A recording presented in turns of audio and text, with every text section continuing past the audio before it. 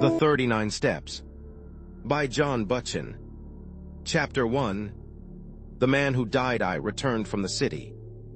About 3 o'clock on that May afternoon, pretty well disgusted with life.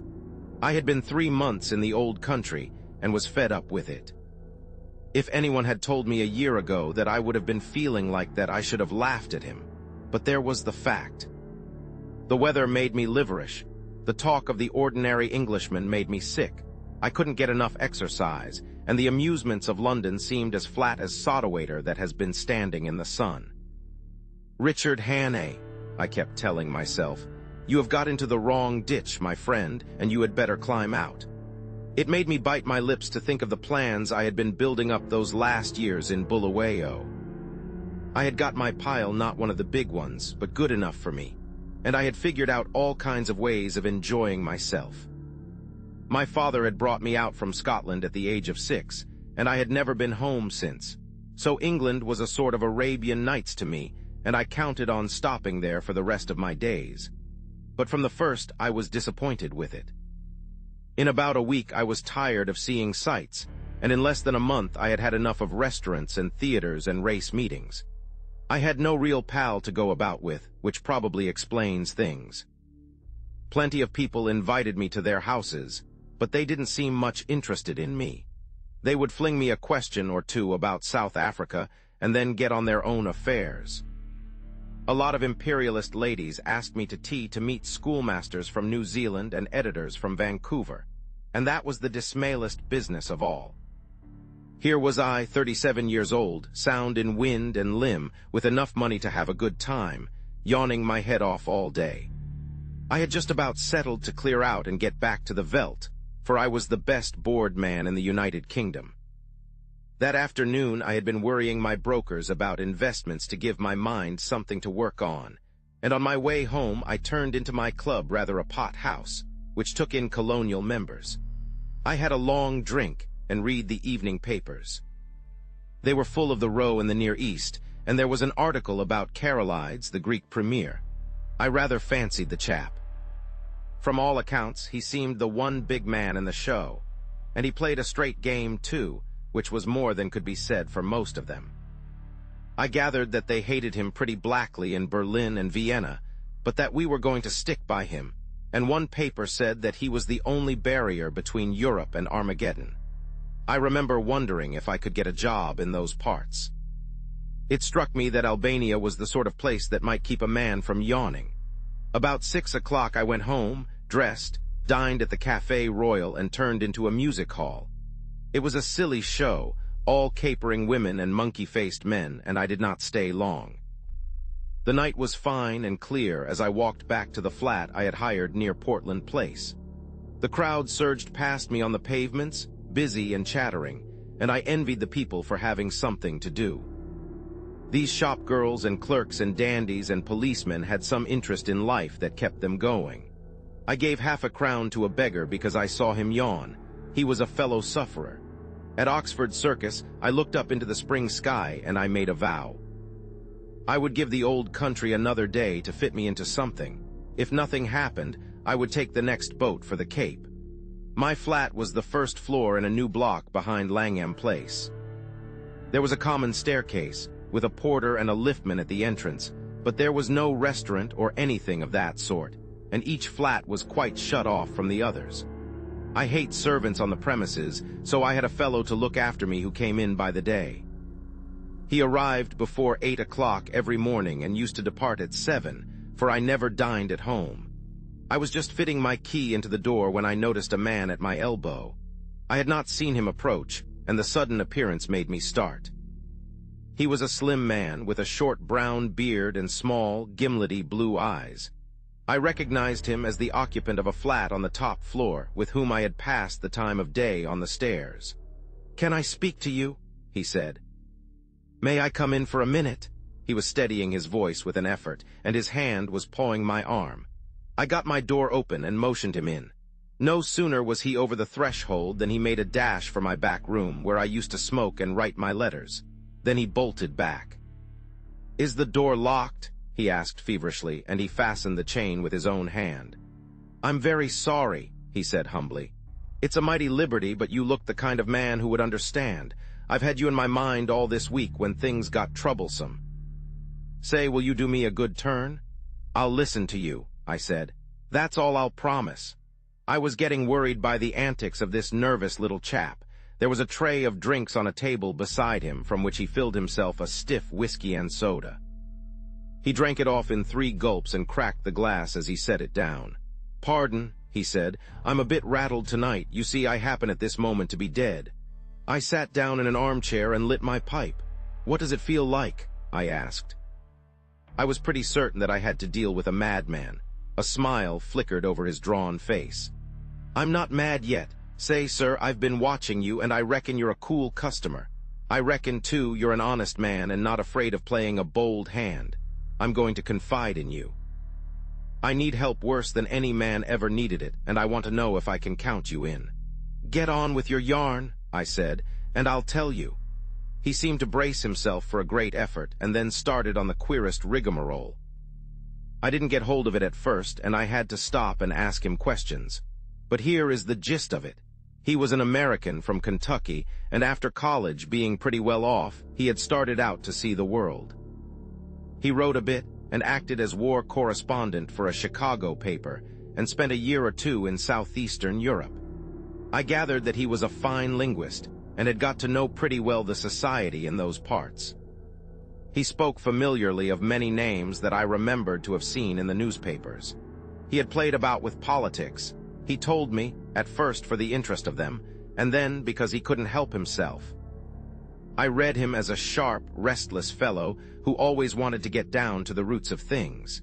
He got a little further down than he wanted. I am giving you what he told me as well as I could make it out. Away behind all the governments and the armies there was a big subterranean movement going on, engineered by very dangerous people. He had come on it by accident.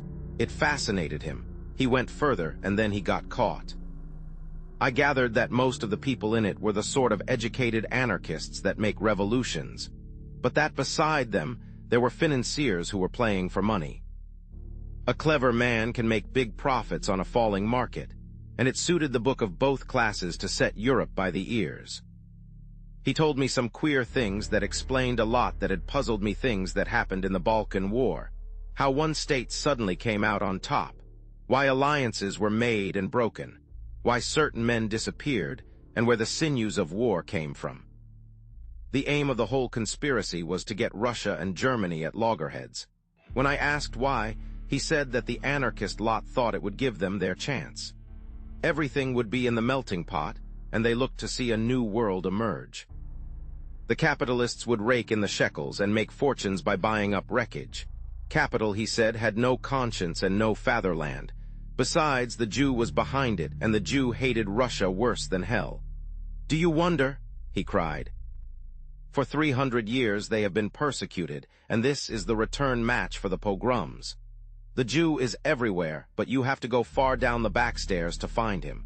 Take any big Teutonic business concern. If you have dealings with it, the first man you meet is Prince von und zu something, an elegant young man who talks Eton and Harrow English, but he cuts no ice. If your business is big, you get behind him and find a Prognathus Westphalian with a retreating brow and the manners of a hog. He is the German businessman that gives your English papers the shakes. But if you're on the biggest kind of job and are bound to get to the real boss, 10 to 1 you are brought up against a little white-faced Jew in a bath chair with an eye like a rattlesnake. Yes, sir, he is the man who is ruling the world just now, and he has his knife in the empire of the Tsar, because his aunt was outraged and his father flogged in some one-horse location on the Volga. I could not help saying that his Jew anarchists seemed to have got left behind a little. Yes and no, he said. They won up to a point, but they struck a bigger thing than money, a thing that couldn't be bought, the old elemental fighting instincts of man. If you're going to be killed, you invent some kind of flag and country to fight for, and if you survive, you get to love the thing. Those foolish devils of soldiers have found something they care for, and that has upset the pretty plan laid in Berlin and Vienna. But my friends haven't played their last card by a long sight. They've got the ace up their sleeves, and unless I can keep alive for a month, they are going to play it and win. But I thought you were dead, I put in. Morsjanuavitae, he smiled. I recognized the quotation. It was about all the Latin I knew. I'm coming to that, but I've got to put you wise about a lot of things first. If you read your newspaper, I guess you know the name of Constantine Karolides. I sat up at that, for I had been reading about him that very afternoon. He is the man that has wrecked all their games. He is the one big brain in the whole show, and he happens also to be an honest man. Therefore he has been marked down these 12 months past. I found that out, not that it was difficult, for any fool could guess as much. But I found out the way they were going to get him, and that knowledge was deadly. That's why I have had to decease. He had another drink, and I mixed it for him myself, for I was getting interested in the beggar.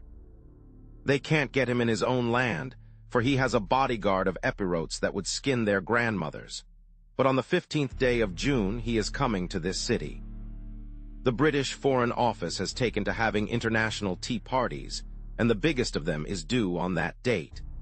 Now Karolides is reckoned the principal guest, and if my friends have their way, he will never return to his admiring countrymen. That's simple enough anyhow, I said. You can warn him and keep him at home. And play their game? He asked sharply. If he does not come, they win, for he's the only man that can straighten out the tangle. And if his government are warned, he won't come, for he does not know how big the stakes will be on June the 15th. What about the British government? I said. They're not going to let their guests be murdered. Tip them the wink and they'll take extra precautions. No good. They might stuff your city with plainclothes detectives, and double the police, and Constantine would still be a doomed man. My friends are not playing this game for candy. They want a big occasion for the taking off, with the eyes of all Europe on it. He'll be murdered by an Austrian, and there'll be plenty of evidence to show the connivance of the big folk in Vienna and Berlin. It will all be an infernal lie, of course, but the case will look black enough to the world. I'm not talking hot air, my friend. I happen to know every detail of the hellish contrivance, and I can tell you it will be the most finished piece of blackguardism since the Borgias. But it's not going to come off if there's a certain man who knows the wheels of the business alive right here in London on the 15th day of June. And that man is going to be your servant, Franklin P. Scudder. I was getting to like the little chap. His jaw had shut like a rat trap, and there was the fire of battle in his gimlety eyes. If he was spinning me a yarn, he could act up to it. Where did you find out this story? I asked. I got the first hint in an inn on the Achsee in Tyrol. That set me inquiring, and I collected my other clues in a fur shop in the Galician quarter of Buda, in a stranger's club in Vienna, and in a little bookshop off the Racknitzstrasse in Leipzig. I completed my evidence 10 days ago in Paris. I can't tell you the details now, for it's something of a history.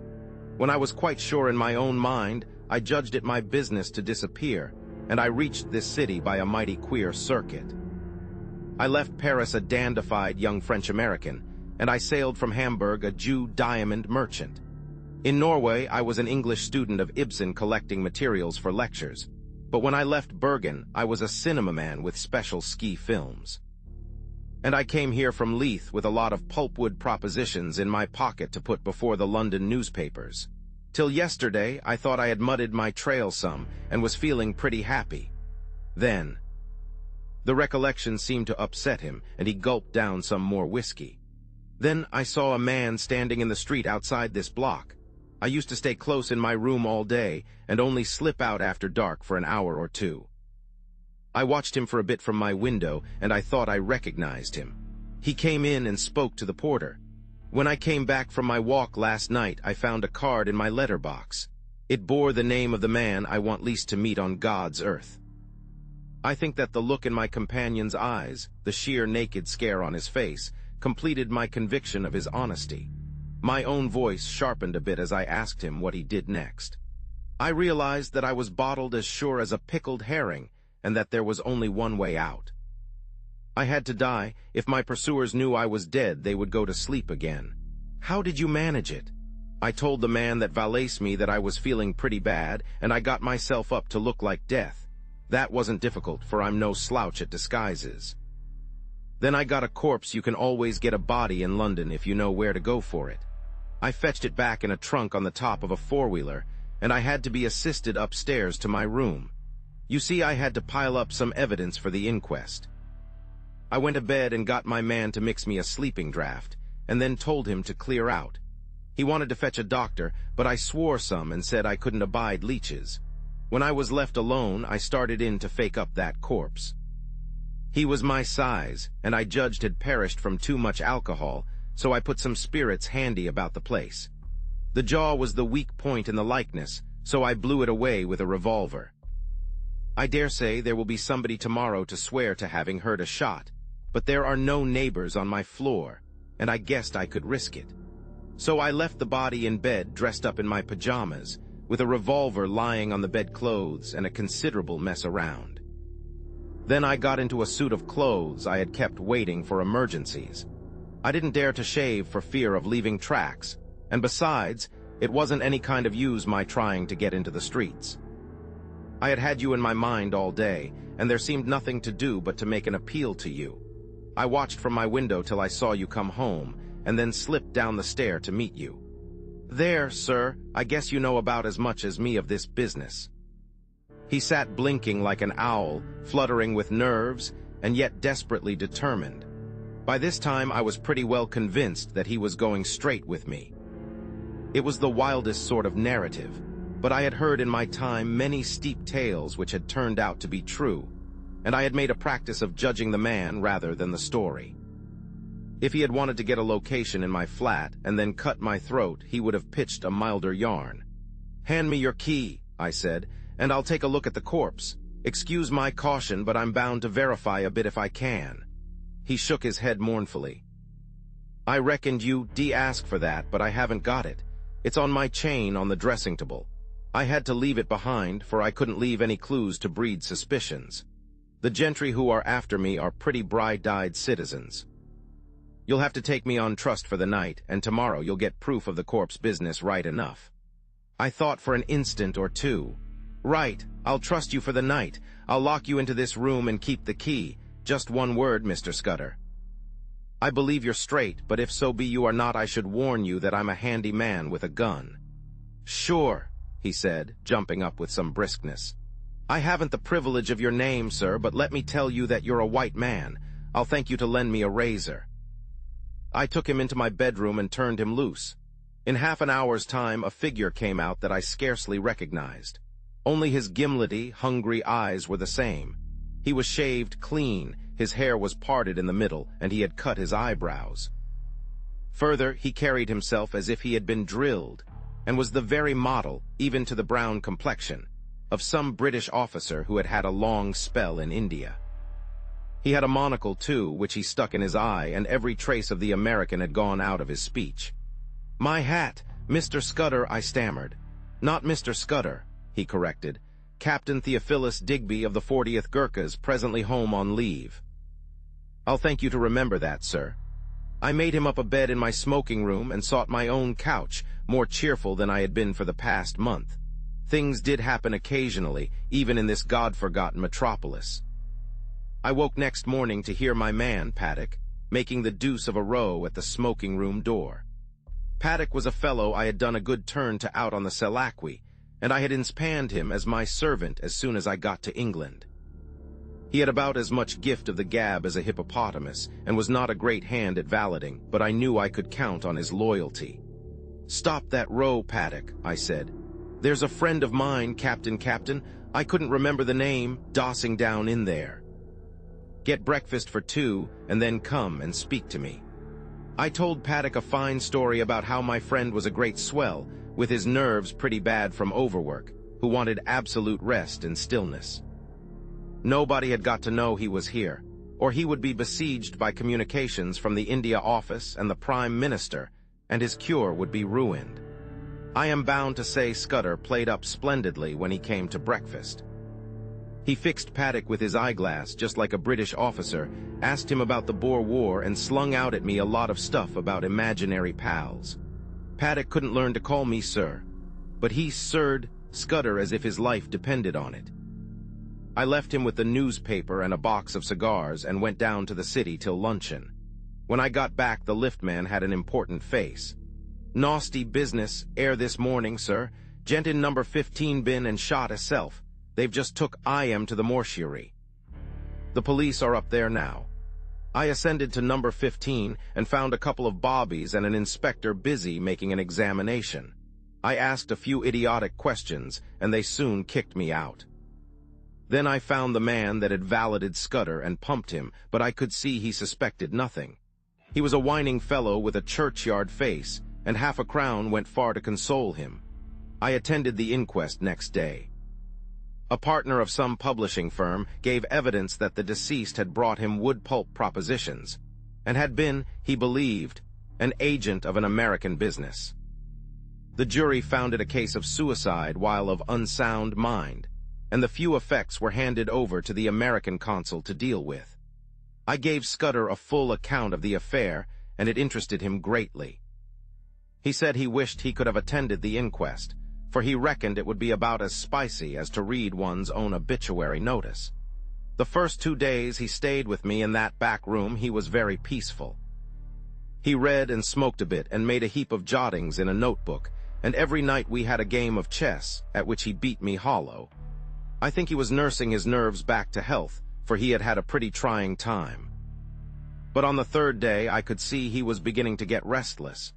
He fixed up a list of the days till June 15th, and ticked each off with a red pencil, making remarks in shorthand against them. I would find him sunk in a brown study, with his sharp eyes abstracted, and after those spells of meditation he was apt to be very despondent. Then I could see that he began to get edgy again. He listened for little noises and was always asking me if Paddock could be trusted. Once or twice he got very peevish and apologized for it. I didn't blame him. I made every allowance, for he had taken on a fairly stiff job. It was not the safety of his own skin that troubled him, but the success of the scheme he had planned. That little man was clean grit all through, without a soft spot in him. One night he was very solemn. "Say, Hannay," he said, "I judge I should let you a bit deeper into this business. I should hate to go out without leaving somebody else to put up a fight." And he began to tell me in detail what I had only heard from him vaguely. I did not give him very close attention.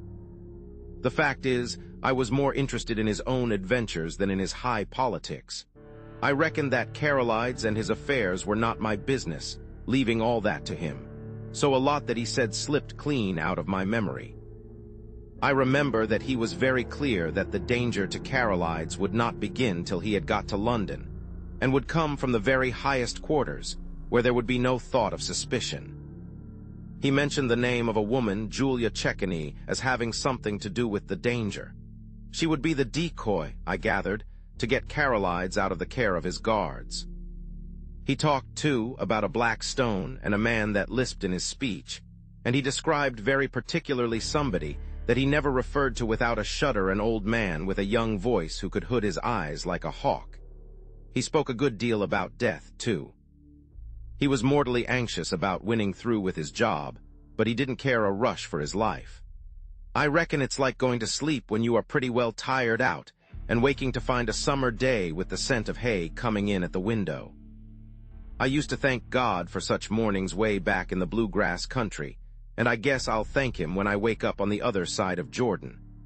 Next day he was much more cheerful, and read the life of Stonewall Jackson much of the time. I went out to dinner with a mining engineer I had got to see on business, and came back about 10:30 in time for our game of chess before turning in. I had a cigar in my mouth, I remember, as I pushed open the smoking room door. The lights were not lit, which struck me as odd. I wondered if Scudder had turned in already. I snapped the switch, but there was nobody there. Then I saw something in the far corner which made me drop my cigar and fall into a cold sweat. My guest was lying sprawled on his back. There was a long knife through his heart which skewered him to the floor.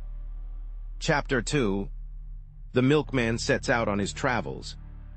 I sat down in an armchair and felt very sick. That lasted for maybe 5 minutes and was succeeded by a fit of the horrors. The poor staring white face on the floor was more than I could bear, and I managed to get a tablecloth and cover it. Then I staggered to a cupboard, found the brandy, and swallowed several mouthfuls. I had seen men die violently before. Indeed, I had killed a few myself in the Matabele War, but this cold-blooded indoor business was different. Still, I managed to pull myself together. I looked at my watch and saw that it was 10:30. An idea seized me, and I went over the flat with a small-tooth comb. There was nobody there, nor any trace of anybody, but I shuttered and bolted all the windows and put the chain on the door. By this time, my wits were coming back to me, and I could think again. It took me about an hour to figure the thing out, and I did not hurry, for, unless the murderer came back, I had till about 6 o'clock in the morning for my cogitations. I was in the soup that was pretty clear. Any shadow of a doubt I might have had about the truth of Scudder's tale was now gone. The proof of it was lying under the tablecloth. The men who knew that he knew what he knew had found him, and had taken the best way to make certain of his silence. Yes, but he had been in my rooms 4 days, and his enemies must have reckoned that he had confided in me. So I would be the next to go. It might be that very night, or next day, or the day after, but my number was up all right. Then suddenly I thought of another probability. Supposing I went out now and called in the police, or went to bed and let Paddock find the body and call them in the morning. What kind of a story was I to tell about Scudder? I had lied to Paddock about him, and the whole thing looked desperately fishy. If I made a clean breast of it and told the police everything he had told me, they would simply laugh at me. The odds were 1,000 to 1 that I would be charged with the murder, and the circumstantial evidence was strong enough to hang me. Few people knew me in England. I had no real pal who could come forward and swear to my character. Perhaps that was what those secret enemies were playing for. They were clever enough for anything, and an English prison was as good a way of getting rid of me till after June 15th as a knife in my chest. Besides, if I told the whole story, and by any miracle was believed, I would be playing their game. Carolides would stay at home, which was what they wanted. Somehow or other the sight of Scudder's dead face had made me a passionate believer in his scheme. He was gone, but he had taken me into his confidence, and I was pretty well bound to carry on his work. You may think this ridiculous for a man in danger of his life, but that was the way I looked at it. I am an ordinary sort of fellow, not braver than other people, but I hate to see a good man downed, and that long knife would not be the end of Scudder if I could play the game in his place. It took me an hour or two to think this out, and by that time I had come to a decision. I must vanish somehow, and keep vanished till the end of the 2nd week in June. Then I must somehow find a way to get in touch with the government people and tell them what Scudder had told me. I wish to heaven he had told me more, and that I had listened more carefully to the little he had told me. I knew nothing but the barest facts. There was a big risk that, even if I weathered the other dangers, I would not be believed in the end. I must take my chance of that, and hope that something might happen which would confirm my tale in the eyes of the government. My first job was to keep going for the next 3 weeks. It was now the 24th day of May, and that meant 20 days of hiding before I could venture to approach the powers that be.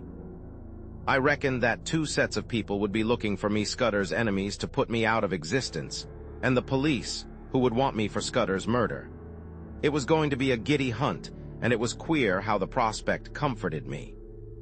I had been slack so long that almost any chance of activity was welcome. When I had to sit alone with that corpse and wait on fortune, I was no better than a crushed worm, but if my next safety was to hang on my own wits, I was prepared to be cheerful about it. My next thought was whether Scudder had any papers about him to give me a better clue to the business. I drew back the tablecloth and searched his pockets, for I had no longer any shrinking from the body. The face was wonderfully calm for a man who had been struck down in a moment. There was nothing in the breast pocket, and only a few loose coins and a cigar holder in the waistcoat. The trousers held a little penknife and some silver, and the side pocket of his jacket contained an old crocodile-skin cigar case. There was no sign of the little black book in which I had seen him making notes. That had no doubt been taken by his murderer. But as I looked up from my task, I saw that some drawers had been pulled out in the writing table. Scudder would never have left them in that state, for he was the tidiest of mortals. Someone must have been searching for something, perhaps for the pocketbook. I went round the flat and found that everything had been ransacked, the inside of books, drawers, cupboards, boxes, even the pockets of the clothes in my wardrobe and the sideboard in the dining room. There was no trace of the book. Most likely the enemy had found it, but they had not found it on Scudder's body. Then I got out an atlas and looked at a big map of the British Isles. My notion was to get off to some wild district, where my veldcraft would be of some use to me, for I would be like a trapped rat in a city. I considered that Scotland would be best, for my people were Scotch, and I could pass anywhere as an ordinary Scotsman. I had half an idea at first to be a German tourist, for my father had had German partners, and I had been brought up to speak the tongue pretty fluently, not to mention having put in 3 years prospecting for copper in German Damaraland. But I calculated that it would be less conspicuous to be a Scot, and less in a line with what the police might know of my past. I fixed on Galloway as the best place to go. It was the nearest wild part of Scotland, so far as I could figure it out, and from the look of the map was not over thick with population. A search in Bradshaw informed me that a train left St. Pancras at 7:10, which would land me at any Galloway station in the late afternoon. That was well enough, but a more important matter was how I was to make my way to St. Pancras, for I was pretty certain that Scudder's friends would be watching outside. This puzzled me for a bit. Then I had an inspiration, on which I went to bed and slept for 2 troubled hours. I got up at 4 and opened my bedroom shutters. The faint light of a fine summer morning was flooding the skies, and the sparrows had begun to chatter. I had a great revulsion of feeling, and felt a God-forgotten fool. My inclination was to let things slide, and trust to the British police taking a reasonable view of my case. But as I reviewed the situation, I could find no arguments to bring against my decision of the previous night. So with a wry mouth, I resolved to go on with my plan. I was not feeling in any particular funk, only disinclined to go looking for trouble, if you understand me. I hunted out a well-used tweed suit, a pair of strong nailed boots, and a flannel shirt with a collar. Into my pockets I stuffed a spare shirt, a cloth cap, some handkerchiefs, and a toothbrush.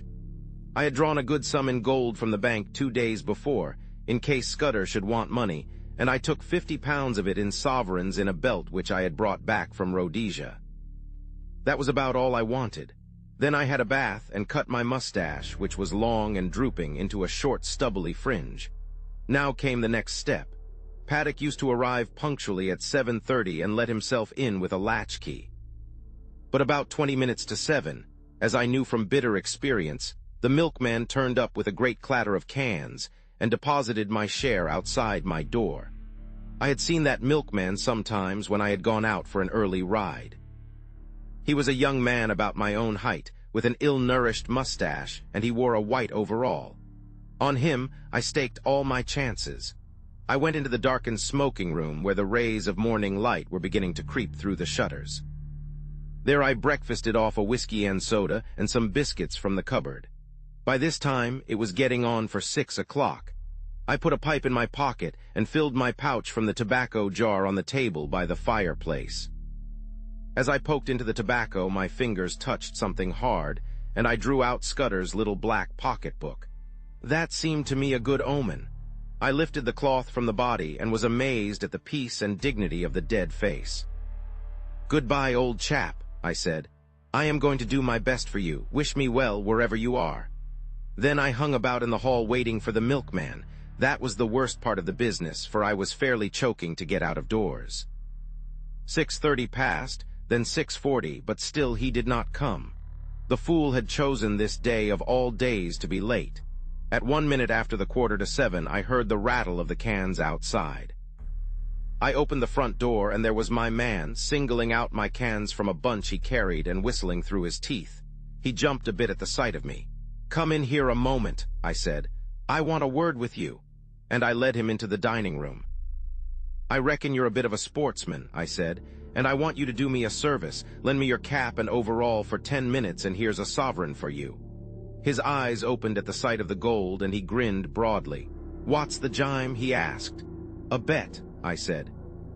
I haven't time to explain, but to win it I've got to be a milkman for the next 10 minutes. All you've got to do is to stay here till I come back. You'll be a bit late, but nobody will complain, and you'll have that quid for yourself. Righto, he said cheerily. I ain't the man to spoil a bit of sport. Airs the rig, governor. I stuck on his flat blue hat and his white overall, picked up the cans, banged my door, and went whistling downstairs.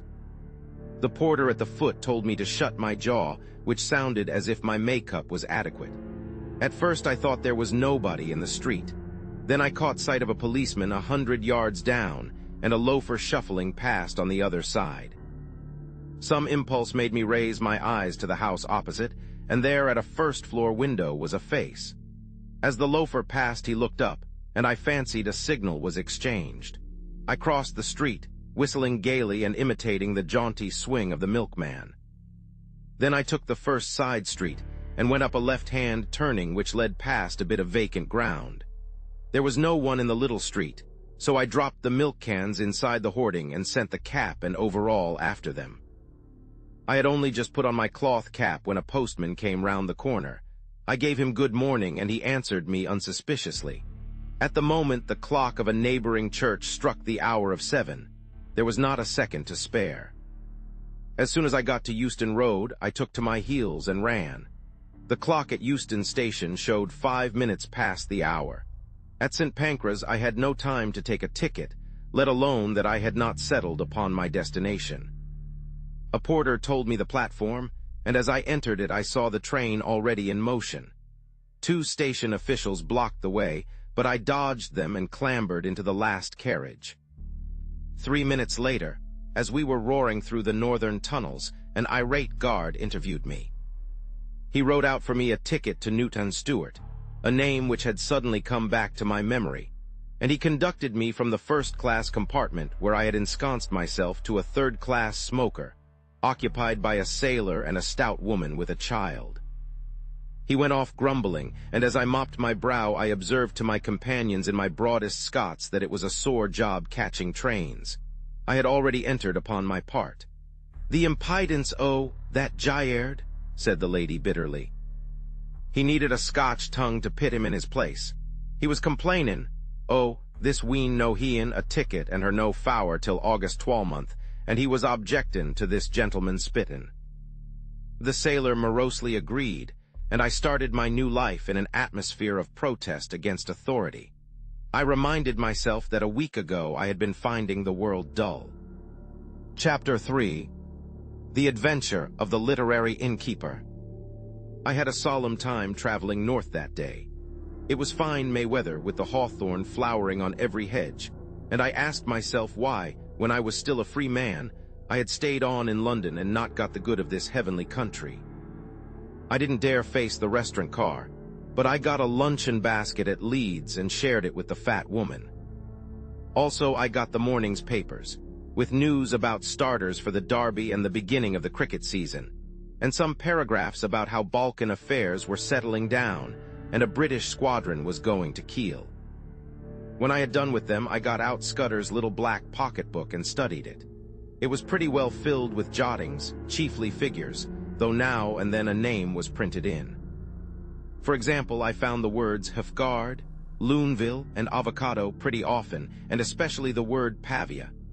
Now I was certain that Scudder never did anything without a reason, and I was pretty sure that there was a cipher in all this. That is a subject which has always interested me, and I did a bit at it myself once as intelligence officer at Delagoa Bay during the Boer War. I have a head for things like chess and puzzles, and I used to reckon myself pretty good at finding out ciphers. This one looked like the numerical kind, where sets of figures correspond to the letters of the alphabet. But any fairly shrewd man can find the clue to that sort after an hour or two's work, and I didn't think Scudder would have been content with anything so easy. So I fastened on the printed words, for you can make a pretty good numerical cipher if you have a key word which gives you the sequence of the letters. I tried for hours, but none of the words answered. Then I fell asleep and woke at Dumfries just in time to bundle out and get into the slow Galloway train. There was a man on the platform whose looks I didn't like, but he never glanced at me, and when I caught sight of myself in the mirror of an automatic machine, I didn't wonder. With my brown face, my old tweeds, and my slouch, I was the very model of one of the hill farmers who were crowding into the third-class carriages. I traveled with half a dozen in an atmosphere of shag and clay pipes. They had come from the weekly market, and their mouths were full of prices. I heard accounts of how the lambing had gone up the cairn and the Deutsch and a dozen other mysterious waters. Above half the men had lunched heavily and were highly flavored with whiskey, but they took no notice of me.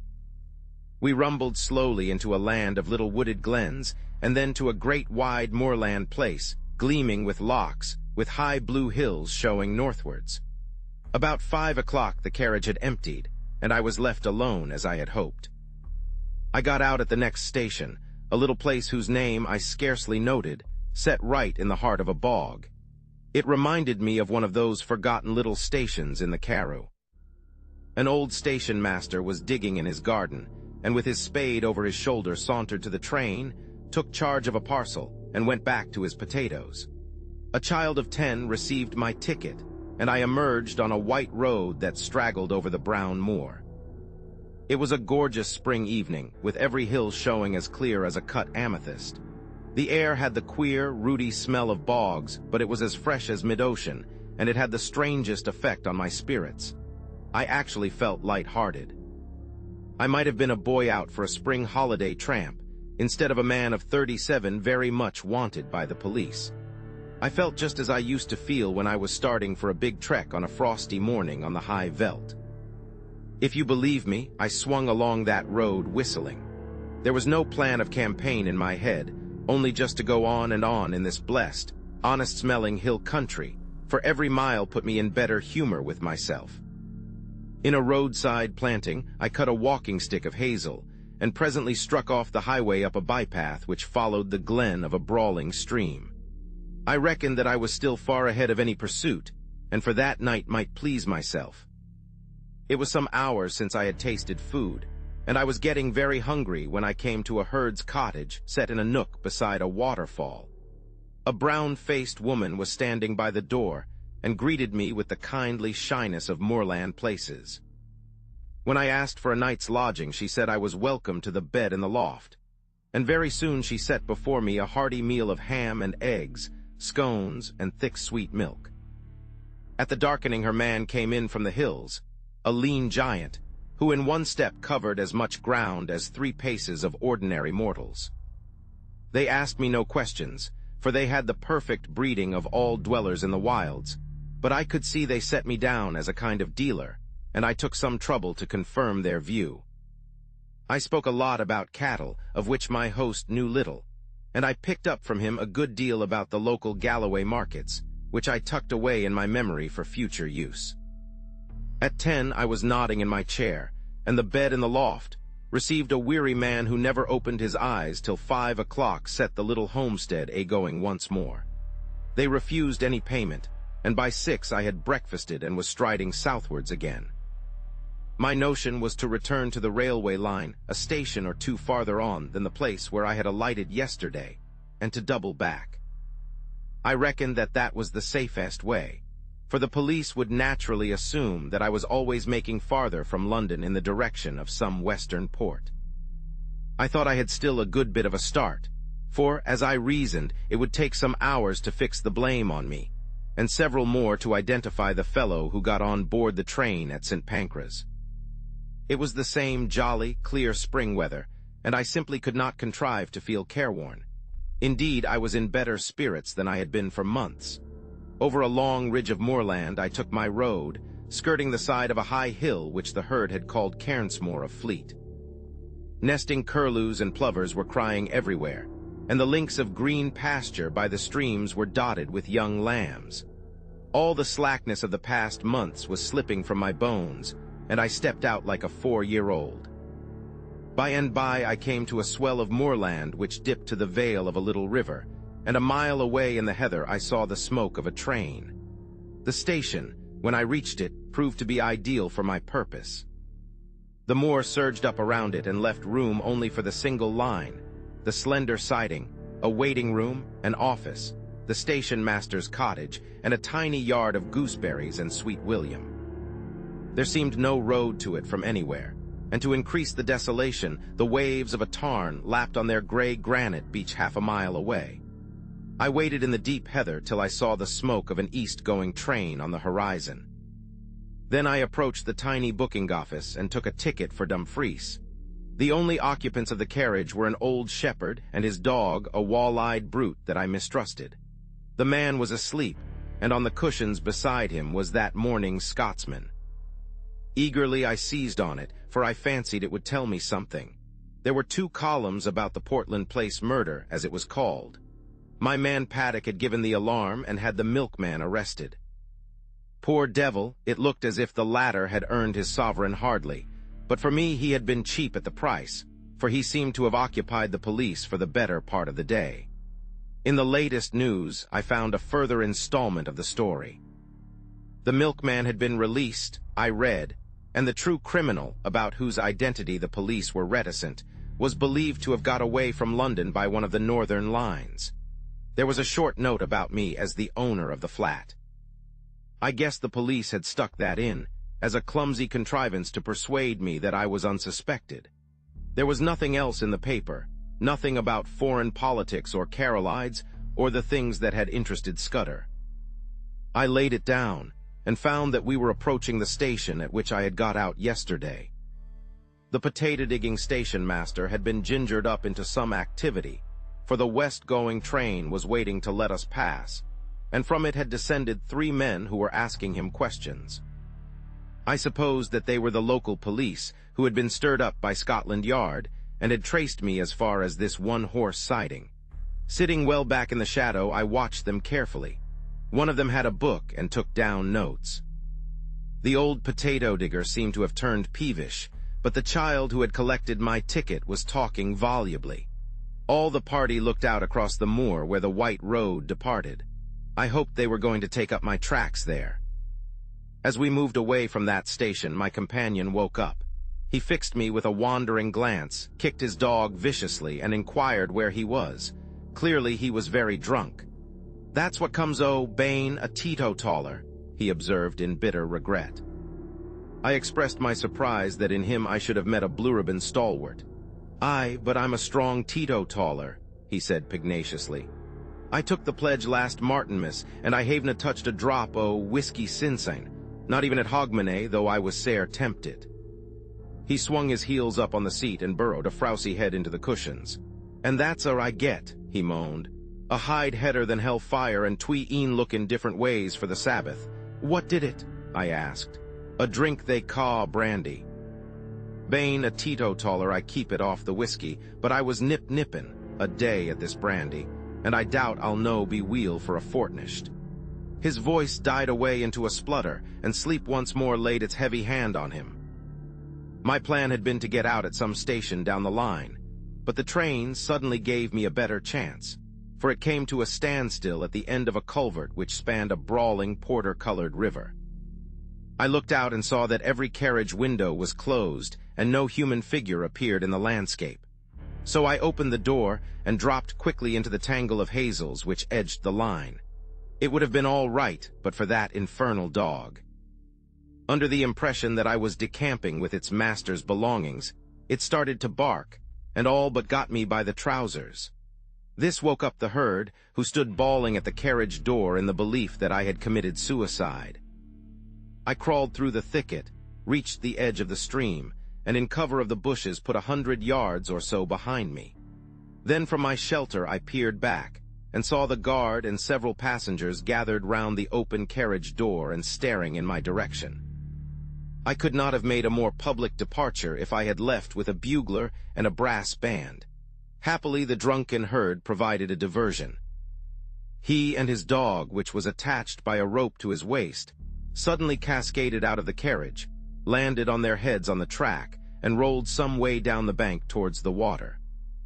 In the rescue which followed, the dog bit somebody, for I could hear the sound of hard swearing. Presently they had forgotten me, and when after a quarter of a mile's crawl I ventured to look back, the train had started again and was vanishing in the cutting. I was in a wide semicircle of moorland, with the brown river as radius and the high hills forming the northern circumference. There was not a sign or sound of a human being, only the plashing water and the interminable crying of curlews. Yet, oddly enough, for the first time I felt the terror of the hunted on me. It was not the police that I thought of, but the other folk who knew that I knew Scudder's secret and dared not let me live. I was certain that they would pursue me with a keenness and vigilance unknown to the British law, and that once their grip closed on me I should find no mercy. I looked back, but there was nothing in the landscape. The sun glinted on the metals of the line and the wet stones in the stream, and you could not have found a more peaceful sight in the world. Nevertheless, I started to run. Crouching low in the runnels of the bog, I ran till the sweat blinded my eyes. The mood did not leave me till I had reached the rim of mountain and flung myself panting on a ridge high above the young waters of the Brown River. From my vantage ground I could scan the whole more right away to the railway line and to the south of it where green fields took the place of heather. I have eyes like a hawk, but I could see nothing moving in the whole countryside. Then I looked east beyond the ridge and saw a new kind of landscape, shallow green valleys with plentiful fir plantations and the faint lines of dust which spoke of highroads. Last of all, I looked into the blue May sky, and there I saw that which set my pulses racing. Low down in the south, a monoplane was climbing into the heavens. I was as certain as if I had been told that that aeroplane was looking for me and that it did not belong to the police. For an hour or two I watched it from a pit of heather.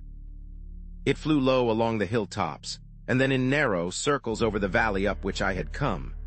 Then it seemed to change its mind, rose to a great height, and flew away back to the south. I did not like this espionage from the air, and I began to think less well of the countryside I had chosen for a refuge. These heather hills were no sort of cover if my enemies were in the sky, and I must find a different kind of sanctuary. I looked with more satisfaction to the green country beyond the ridge, for there I should find woods and stone houses. About 6 in the evening I came out of the moorland to a white ribbon of road which wound up the narrow vale of a lowland stream. As I followed it, fields gave place to bent, the glen became a plateau, and presently I had reached a kind of pass where a solitary house smoked in the twilight. The road swung over a bridge, and leaning on the parapet was a young man. He was smoking a long clay pipe and studying the water with spectacled eyes. In his left hand was a small book with a finger marking the place. Slowly he repeated, as when a griffin through the wilderness with winged step, o'er hill and Murray Dale pursues the Arimaspian. He jumped round as my step rung on the keystone, and I saw a pleasant, sunburnt, boyish face. "Good evening to you," he said gravely. "It's a fine night for the road." The smell of peat smoke and of some savory roast floated to me from the house. "Is that place an inn?" I asked. "At your service," he said politely. "I am the landlord, sir, and I hope you will stay the night, for to tell you the truth I have had no company for a week." I pulled myself up on the parapet of the bridge and filled my pipe. I began to detect an ally. "You're young to be an innkeeper," I said. "My father died a year ago and left me the business. I live there with my grandmother. It's a slow job for a young man, and it wasn't my choice of profession." "Which was?" He actually blushed. "I want to write books," he said. "And what better chance could you ask?" I cried. "Man, I've often thought that an innkeeper would make the best storyteller in the world." "Not now," he said eagerly. "Maybe in the old days when you had pilgrims and ballad makers and highwaymen and mail coaches on the road. But not now. Nothing comes here but motor cars full of fat women who stop for lunch and a fisherman or two in the spring and the shooting tenants in August. There is not much material to be got out of that. I want to see life, to travel the world and write things like Kipling and Conrad. But the most I've done yet is to get some verses printed in Chambers's journal." I looked at the inn standing golden in the sunset against the brown hills. "I've knocked a bit about the world, and I wouldn't despise such a hermitage. Do you think that adventure is found only in the tropics or among gentry in red shirts? Maybe you're rubbing shoulders with it at this moment." "That's what Kipling says," he said, his eyes brightening, and he quoted some verse about romance bringing up the 9:15. "Here's a true tale for you then," I cried. and a month from now you can make a novel out of it." Sitting on the bridge in the soft May gloaming, I pitched him a lovely yarn. It was true in essentials, too, though I altered the minor details. I made out that I was a mining magnate from Kimberley who had had a lot of trouble with IDB and had shown up a gang. They had pursued me across the ocean and had killed my best friend and were now on my tracks. I told the story well, though I say it who shouldn't. I pictured a flight across the Kalahari to German Africa, the crackling, parching days, the wonderful blue velvet nights. I described an attack on my life on the voyage home, and I made a really horrid affair of the Portland Place murder. "You're looking for adventure," I cried. "Well, you found it here. The devils are after me and the police are after them. It's a race that I mean to win." "By God," he whispered, drawing his breath in sharply, "it is all pure Rider Haggard and Conan Doyle." "You believe me," I said gratefully. "Of course I do," and he held out his hand. "I believe everything out of the common. The only thing to distrust is the normal." He was very young, but he was the man for my money. "I think they're off my track for the moment, but I must lie close for a couple of days. Can you take me in?" He caught my elbow in his eagerness and drew me towards the house.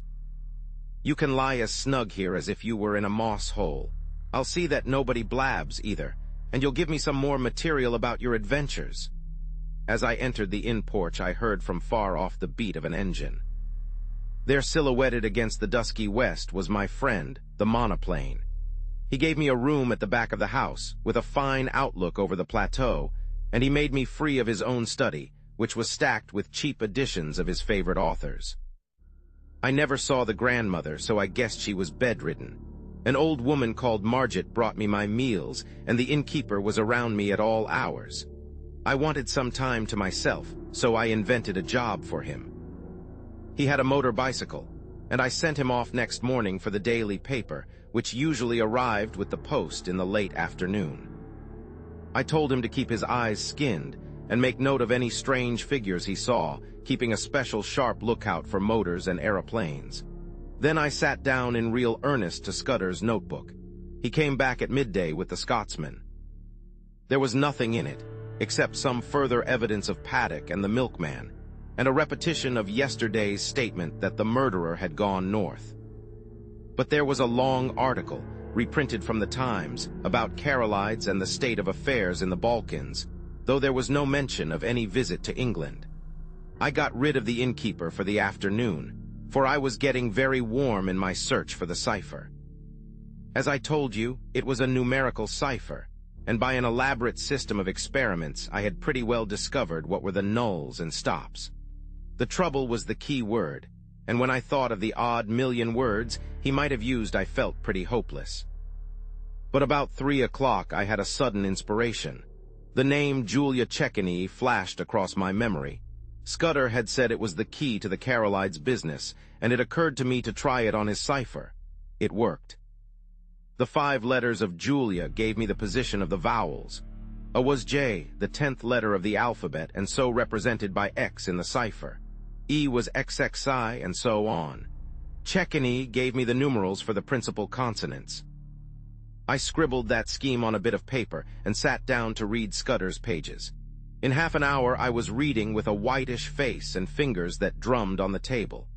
I glanced out of the window and saw a big touring car coming up the glen towards the inn.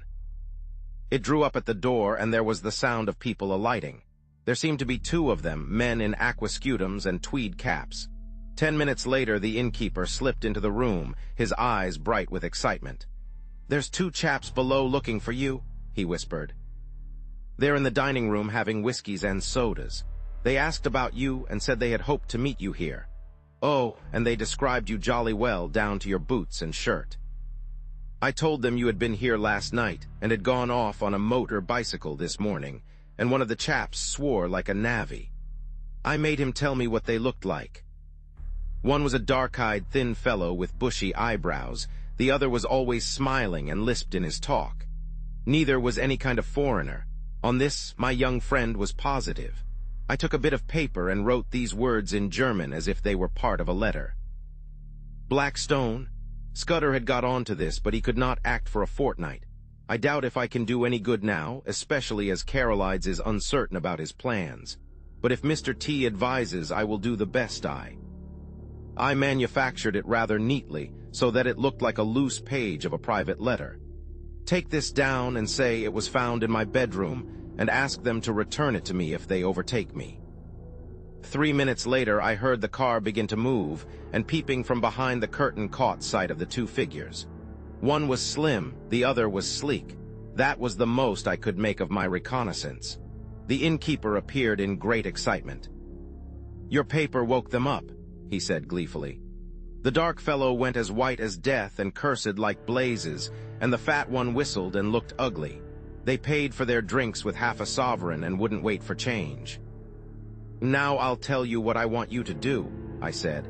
"Get on your bicycle and go off to Newton Stewart to the chief constable. Describe the two men and say you suspect them of having had something to do with the London murder. You can invent reasons. The two will come back, never fear. Not tonight, for they'll follow me 40 miles along the road, but first thing tomorrow morning. Tell the police to be here bright and early." He set off like a docile child while I worked at Scudder's notes. When he came back, we dined together, and in common decency, I had to let him pump me. I gave him a lot of stuff about lion hunts and the Matabele War, thinking all the while what tame businesses these were compared to this I was now engaged in. When he went to bed, I sat up and finished Scudder. I smoked in a chair till daylight, for I could not sleep.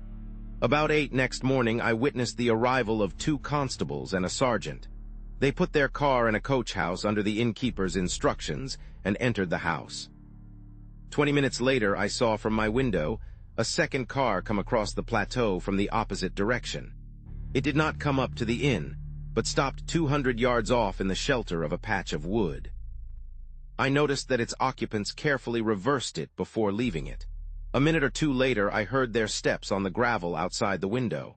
My plan had been to lie hid in my bedroom and see what happened. I had a notion that, if I could bring the police and my other more dangerous pursuers together, something might work out of it to my advantage.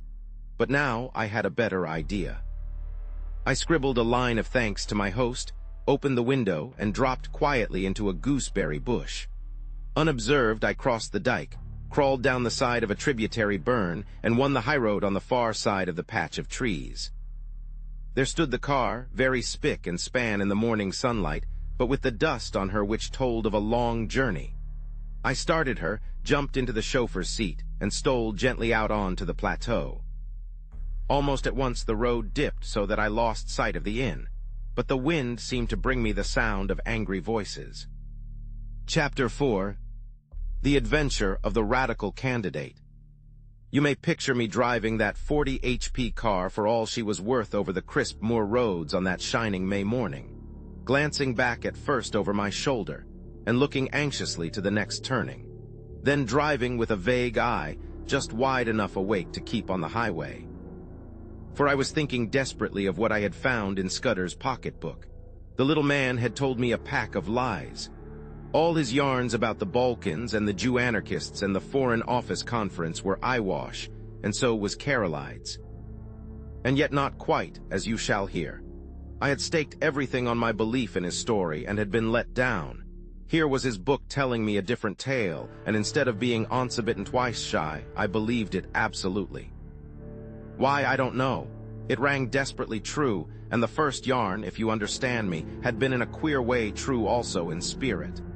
The 15th day of June was going to be a day of destiny, a bigger destiny than the killing of a Dago. It was so big that I didn't blame Scudder for keeping me out of the game and wanting to play a lone hand. That, I was pretty clear, was his intention. He had told me something which sounded big enough, but the real thing was so immortally big that he, the man who had found it out, wanted it all for himself. I didn't blame him. It was risks, after all, that he was chiefly greedy about. The whole story was in the notes with gaps, you understand, which he would have filled up from his memory. He stuck down his authorities, too, and had an odd trick of giving them all a numerical value, and then striking a balance, which stood for the reliability of each stage in the yarn. The 4 names he had printed were authorities, and there was a man, Duckrosny, who got 5 out of a possible 5, and another fellow, Amersfoort, who got 3. The bare bones of the tale were all that was in the book, these, and one queer phrase which occurred half a dozen times inside brackets. 39 steps was the phrase, and at its last time of use it ran, 39 steps, I counted them high tide 10, 17 p.m. I could make nothing of that. The first thing I learned was that it was no question of preventing a war. That was coming as sure as Christmas, had been arranged, said Scudder, ever since February 1912. Carolides was going to be the occasion. He was booked all right, and was to hand in his checks on June 14th, 2 weeks and 4 days from that May morning. I gathered from Scudder's notes that nothing on earth could prevent that. His talk of Epirote guards that would skin their own grandmothers was all billy. Oh, the second thing was that this war was going to come as a mighty surprise to Britain. Carolides, death would set the Balkans by the ears, and then Vienna would chip in with an ultimatum. Russia wouldn't like that, and there would be high words. But Berlin would play the peacemaker and pour oil on the waters, till suddenly she would find a good cause for a quarrel, pick it up, and in 5 hours let fly at us. That was the idea, and a pretty good one, too. Honey and fair speeches, and then a stroke in the dark. While we were talking about the goodwill and good intentions of Germany, our coast would be silently ringed with mines, and submarines would be waiting for every battleship. But all this depended upon the third thing, which was due to happen on June 15th. I would never have grasped this if I hadn't once happened to meet a French staff officer, coming back from West Africa, who had told me a lot of things. One was that, in spite of all the nonsense talked in Parliament, there was a real working alliance between France and Britain, and that the two general staffs met every now and then and made plans for joint action in case of war. Well, in June, a very great swell was coming over from Paris, and he was going to get nothing less than a statement of the disposition of the British Home Fleet on mobilization. At least I gathered it was something like that. Anyhow, it was something uncommonly important. But on the 15th day of June, there were to be others in London, others, at whom I could only guess. Scudder was content to call them collectively the Black Stone. They represented not our allies, but our deadly foes, and the information destined for France was to be diverted to their pockets. And it was to be used, remember, used a week or 2 later, with great guns and swift torpedoes, suddenly in the darkness of a summer night. This was the story I had been deciphering in a back room of a country inn, overlooking a cabbage garden. This was the story that hummed in my brain as I swung in the big touring car from glen to glen. My first impulse had been to write a letter to the Prime Minister, but a little reflection convinced me that that would be useless. Who would believe my tale? I must show a sign, some token in proof, and heaven knew what that could be. Above all, I must keep going myself, ready to act when things got riper, and that was going to be no light job with the police of the British Isles in full cry after me, and the watchers of the Black Stone running silently and swiftly on my trail. I had no very clear purpose in my journey, but I steered east by the sun, for I remembered from the map that if I went north I would come into a region of coal pits and industrial towns. Presently I was down from the moorlands and traversing the broad haw of a river. For miles I ran alongside a park wall, and in a break of the trees I saw a great castle. I swung through little old thatched villages and over peaceful lowland streams, and past gardens blazing with hawthorn and yellow laburnum. The land was so deep in peace that I could scarcely believe that somewhere behind me were those who sought my life. And that in a month's time, unless I had the almightiest of luck, these round country faces would be pinched and staring, and men would be lying dead in English fields. About midday I entered a long, straggling village, and had a mind to stop and eat. Halfway down was the post office, and on the steps of it stood the postmistress and a policeman hard at work conning a telegram. When they saw me, they wakened up, and the policeman advanced with raised hand and cried on me to stop. I nearly was fool enough to obey. Then it flashed upon me that the wire had to do with me, that my friends at the inn had come to an understanding, and were united in desiring to see more of me. and that it had been easy enough for them to wire the description of me and the car to 30 villages through which I might pass. I released the brakes just in time. As it was, the policeman made a claw at the hood and only dropped off when he got my left in his eye. I saw that main roads were no place for me and turned into the byways. It wasn't an easy job without a map, for there was the risk of getting onto a farm road and ending in a duck pond or a stable yard, and I couldn't afford that kind of delay. I began to see what an ass I had been to steal the car. The big green brute would be the safest kind of clue to me over the breadth of Scotland. If I left it and took to my feet, it would be discovered in an hour or two, and I would get no start in the race. The immediate thing to do was to get to the loneliest roads. These I soon found when I struck up a tributary of the big river, and got into a glen with steep hills all about me, and a corkscrew road at the end which climbed over a pass. Here I met nobody, but it was taking me too far north, so I slewed east along a bad track and finally struck a big double-line railway. Away below me, I saw another broad-ish valley, and it occurred to me that if I crossed it, I might find some remote inn to pass the night. The evening was now drawing in, and I was furiously hungry, for I had eaten nothing since breakfast except a couple of buns I had bought from a baker's cart. Just then I heard a noise in the sky, and lo and behold there was that infernal aeroplane, flying low, about a dozen miles to the south, and rapidly coming towards me. I had the sense to remember that on a bare moor I was at the aeroplane's mercy, and that my only chance was to get to the leafy cover of the valley. Down the hill I went like blue lightning, screwing my head round whenever I dared to watch that damned flying machine.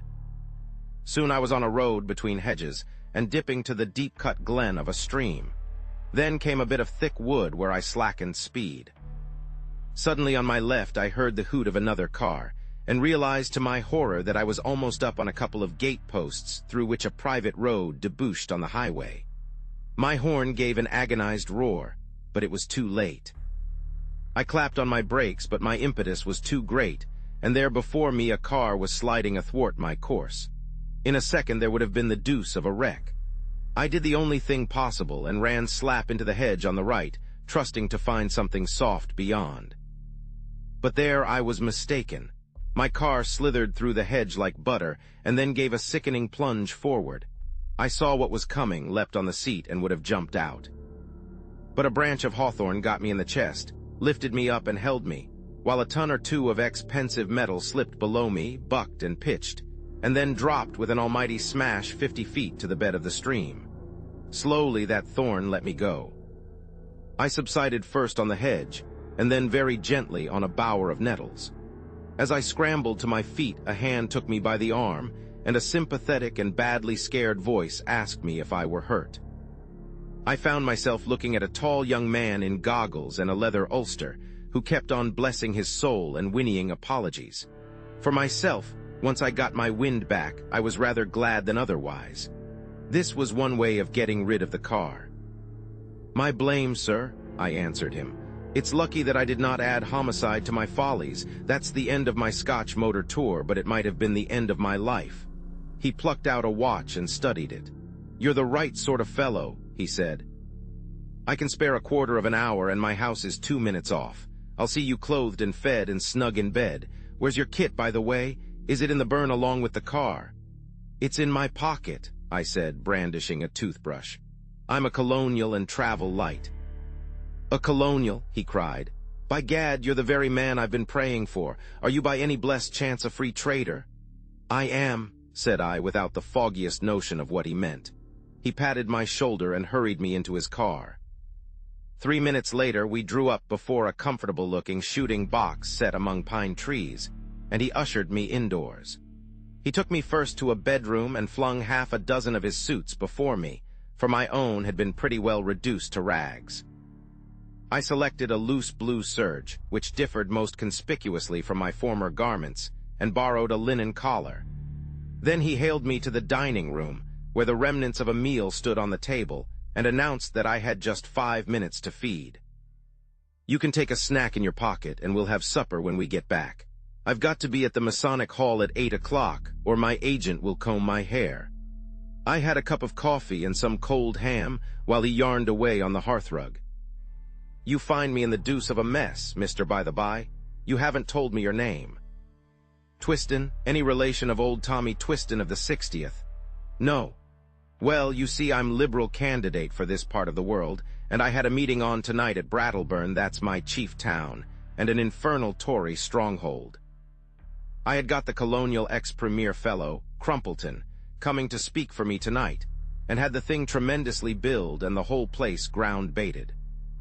This afternoon I had a wire from the ruffian saying he had got influenza at Blackpool, and here am I left to do the whole thing myself. I had meant to speak for 10 minutes and must now go on for 40, and though I've been racking my brains for 3 hours to think of something, I simply cannot last the course. Now you've got to be a good chap and help me. You're a free trader and can tell our people what a washout protection is in the colonies. All you fellows have the gift of the gab. I wish to heaven I had it. I'll be forevermore in your debt. I had very few notions about free trade one way or the other, but I saw no other chance to get what I wanted. My young gentleman was far too absorbed in his own difficulties to think how odd it was to ask a stranger who had just missed death by an ace, and had lost a 1,000 guinea car to address a meeting for him on the spur of the moment. But my necessities did not allow me to contemplate oddnesses or to pick and choose my supports. "All right," I said. "I'm not much good as a speaker, but I'll tell them a bit about Australia." At my words, the cares of the ages slipped from his shoulders, and he was rapturous in his thanks. He lent me a big driving coat, and never troubled to ask why I had started on a motor tour without possessing an ulster, and as we slipped down the dusty roads, poured into my ears the simple facts of his history. He was an orphan, and his uncle had brought him up. I've forgotten the uncle's name, but he was in the cabinet, and you can read his speeches in the papers. He had gone round the world after leaving Cambridge, and then, being short of a job, his uncle had advised politics. I gathered that he had no preference in parties. "Good chaps in both," he said cheerfully, "and plenty of blighters, too. I'm Liberal because my family have always been Whigs. But if he was lukewarm politically, he had strong views on other things." He found out I knew a bit about horses and jawed away about the Derby entries, and he was full of plans for improving his shooting. Altogether, a very clean, decent, callow young man. As we passed through a little town, 2 policemen signaled us to stop and flashed their lanterns on us. "Beg pardon, Sir Harry," said one. "We've got instructions to look out for a car, and the description's no unlike yours." "Righto," said my host, while I thanked Providence for the devious ways I had been brought to safety. After that he spoke no more, for his mind began to labor heavily with his coming speech. His lips kept muttering, his eye wandered, and I began to prepare myself for a second catastrophe. I tried to think of something to say myself, but my mind was dry as a stone.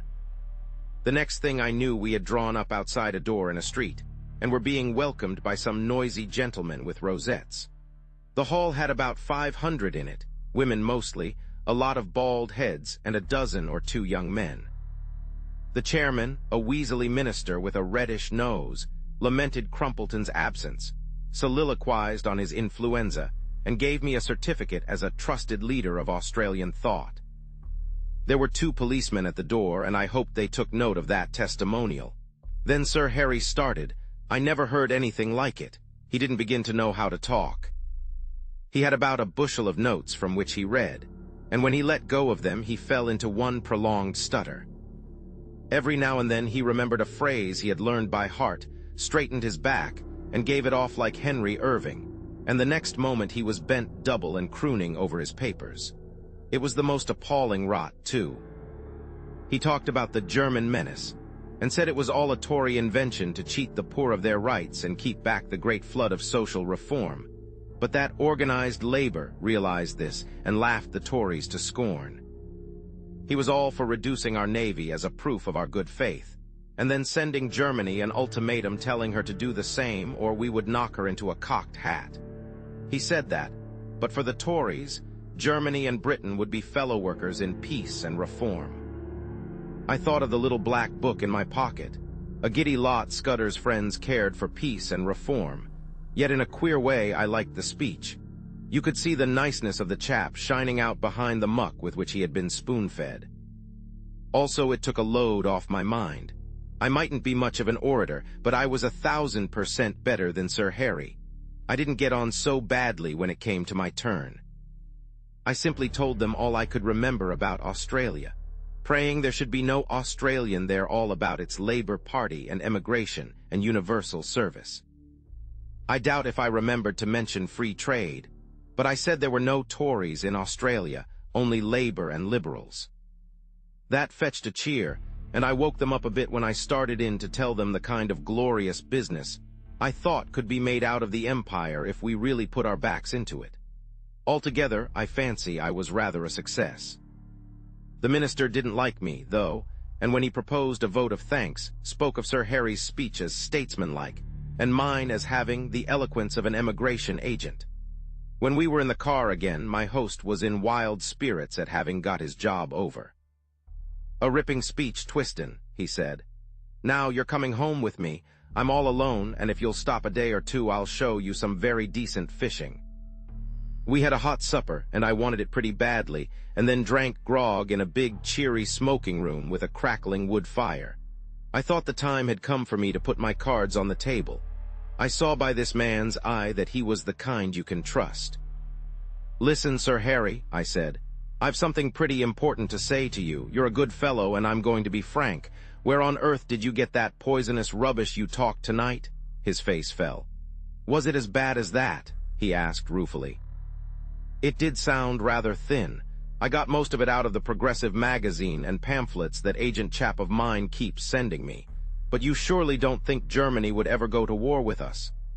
"Ask that question in 6 weeks and it won't need an answer," I said. "If you'll give me your attention for half an hour, I am going to tell you a story. I can see yet that bright room with the deers, heads, and the old prints on the walls, Sir Harry standing restlessly on the stone curb of the hearth, and myself lying back in an armchair, speaking. I seemed to be another person, standing aside and listening to my own voice, and judging carefully the reliability of my tale. It was the first time I had ever told anyone the exact truth, so far as I understood it, and it did me no end of good, for it straightened out the thing in my own mind. I blinked no detail. He heard all about Scudder and the milkman and the notebook and my doings in Galloway. Presently he got very excited and walked up and down the hearthrug. "So you see," I concluded, "you have got here in your house the man that is wanted for the Portland Place murder. Your duty is to send your car for the police and give me up. I don't think I'll get very far. There'll be an accident, and I'll have a knife in my ribs an hour or so after arrest. Nevertheless, it's your duty as a law-abiding citizen.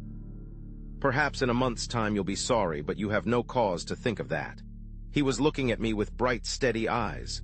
"What was your job in Rhodesia, Mr. Hannay?" he asked. "Mining engineer," I said. "I've made my pile cleanly, and I've had a good time in the making of it." "Not a profession that weakens the nerves, is it?" I laughed. "Oh, as to that, my nerves are good enough." I took down a hunting knife from a stand on the wall and did the old Mashona trick of tossing it and catching it in my lips. That wants a pretty steady heart. He watched me with a smile.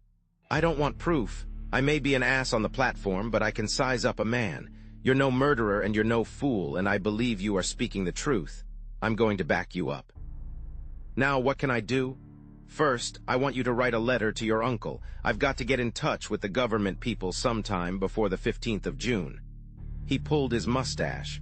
"That won't help you. This is Foreign Office business, and my uncle would have nothing to do with it. Besides, you never convince him. No, I'll go one better. I'll write to the permanent secretary at the Foreign Office. He's my godfather and one of the best going. What do you want?" He sat down at a table and wrote to my dictation.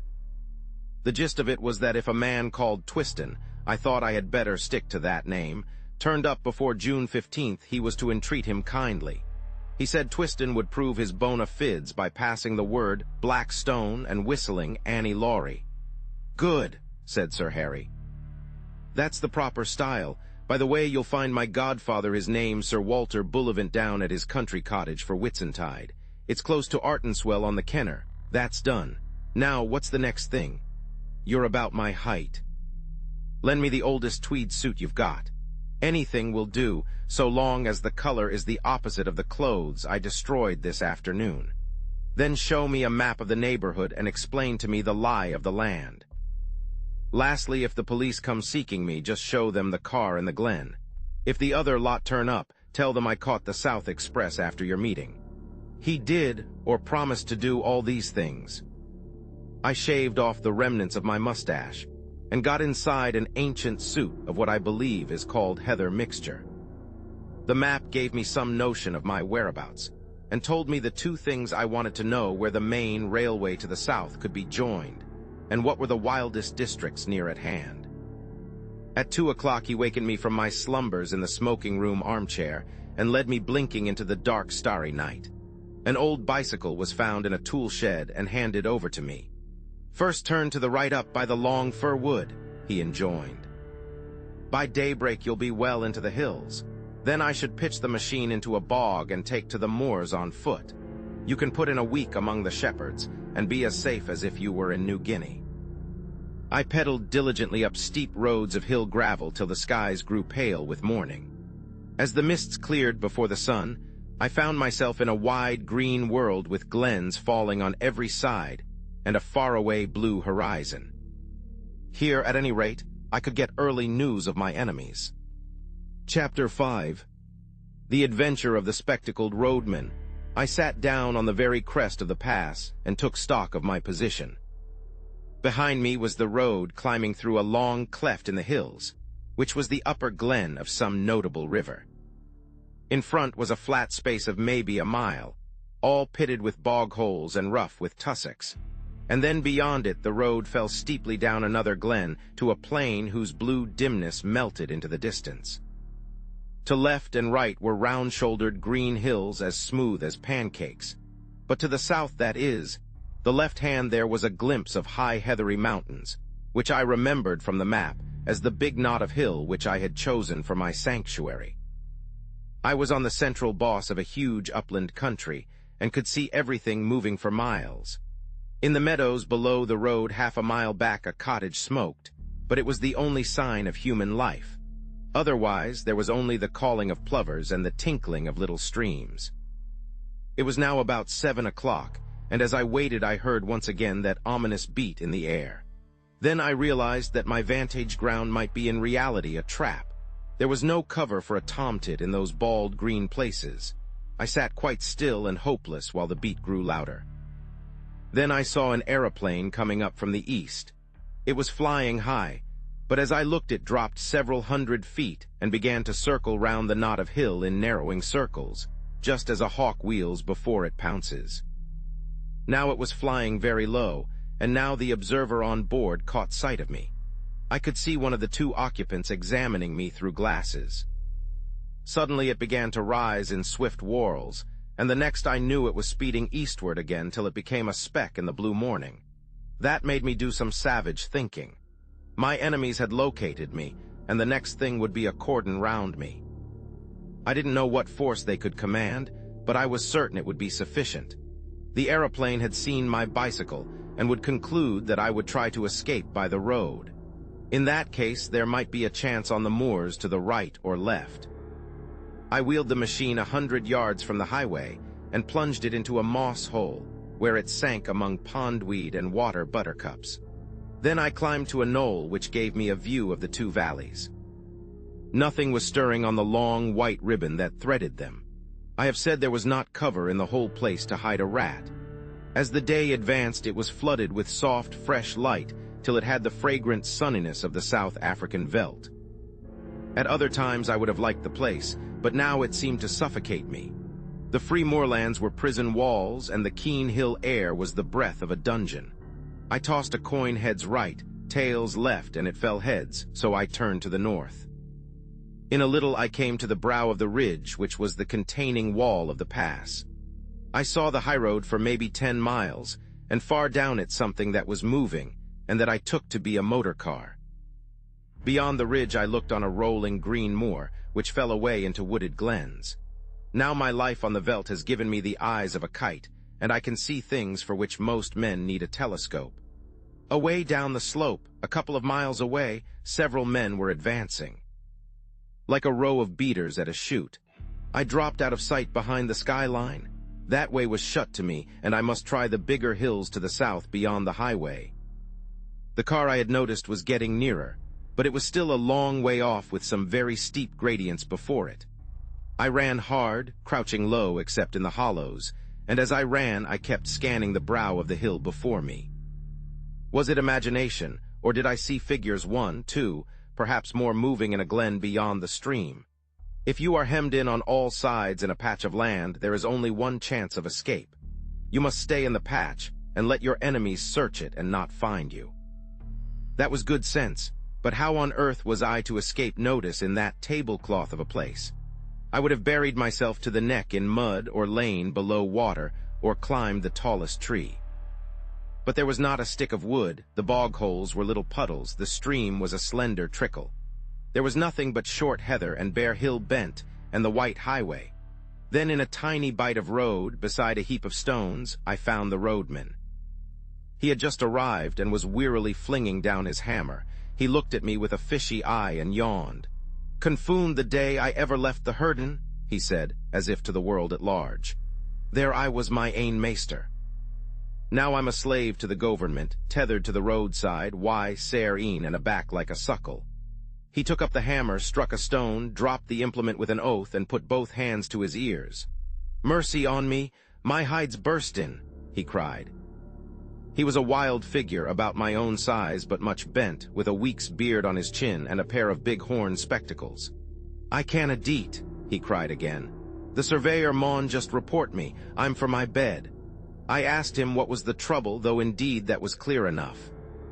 "The trouble is that I'm no sober. Last nicht my dochter Marin was wadded, and they danced till fower in the byre. Me and some ither chiels sat down to the drinkin', and here I am.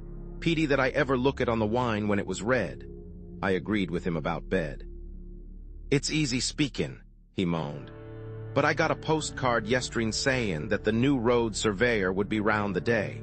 He'll come and he'll no find me, or else he'll find me fou, and either way I'm a done man. I'll awab back to my bed and say I'm no wheel, but I doot that'll no help me, for they ken my kind o' no wheelness." Then I had an inspiration. "Does the new surveyor know you?" I asked. "Know him, he's just been a week at the job. He rins about in a wee motor cower and wad spare the inside oot o' a whelk." "Where's your house?" I asked, and was directed by a wavering finger to the cottage by the stream. "Well, back to your bed," I said, "and sleep in peace.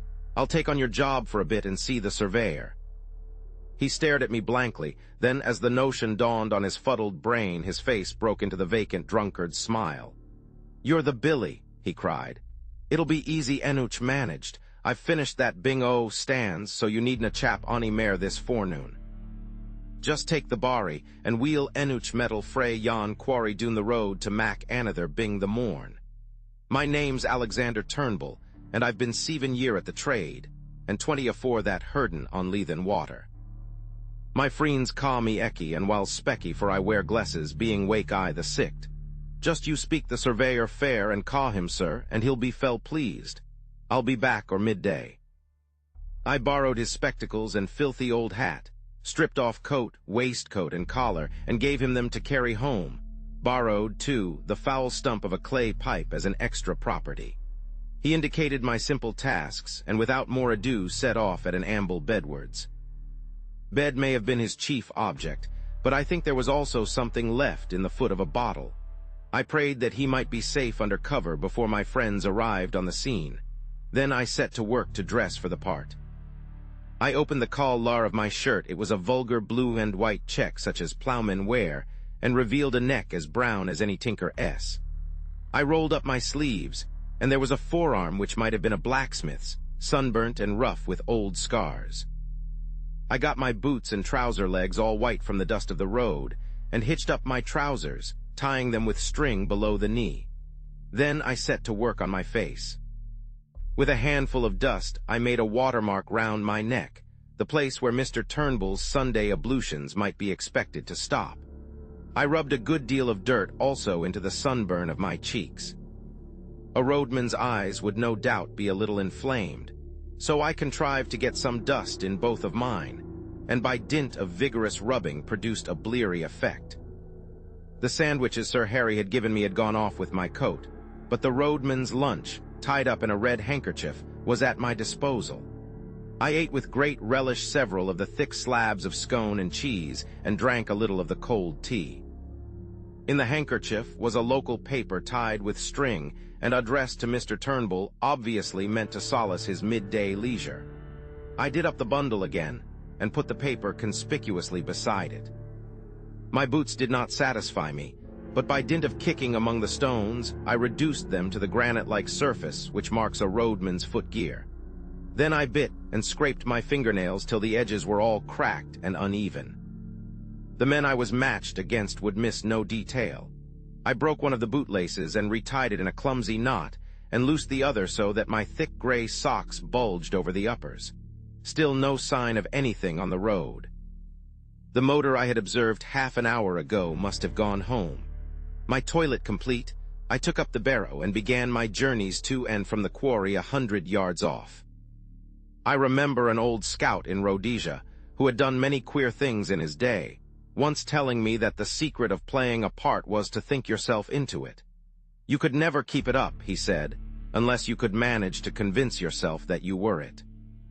So I shut off all other thoughts and switched them on to the road mending. I thought of the little white cottage as my home. I recalled the years I had spent herding on Leithen water. I made my mind dwell lovingly on sleep in a box bed and a bottle of cheap whiskey. Still nothing appeared on that long white road. Now and then a sheep wandered off the heather to stare at me.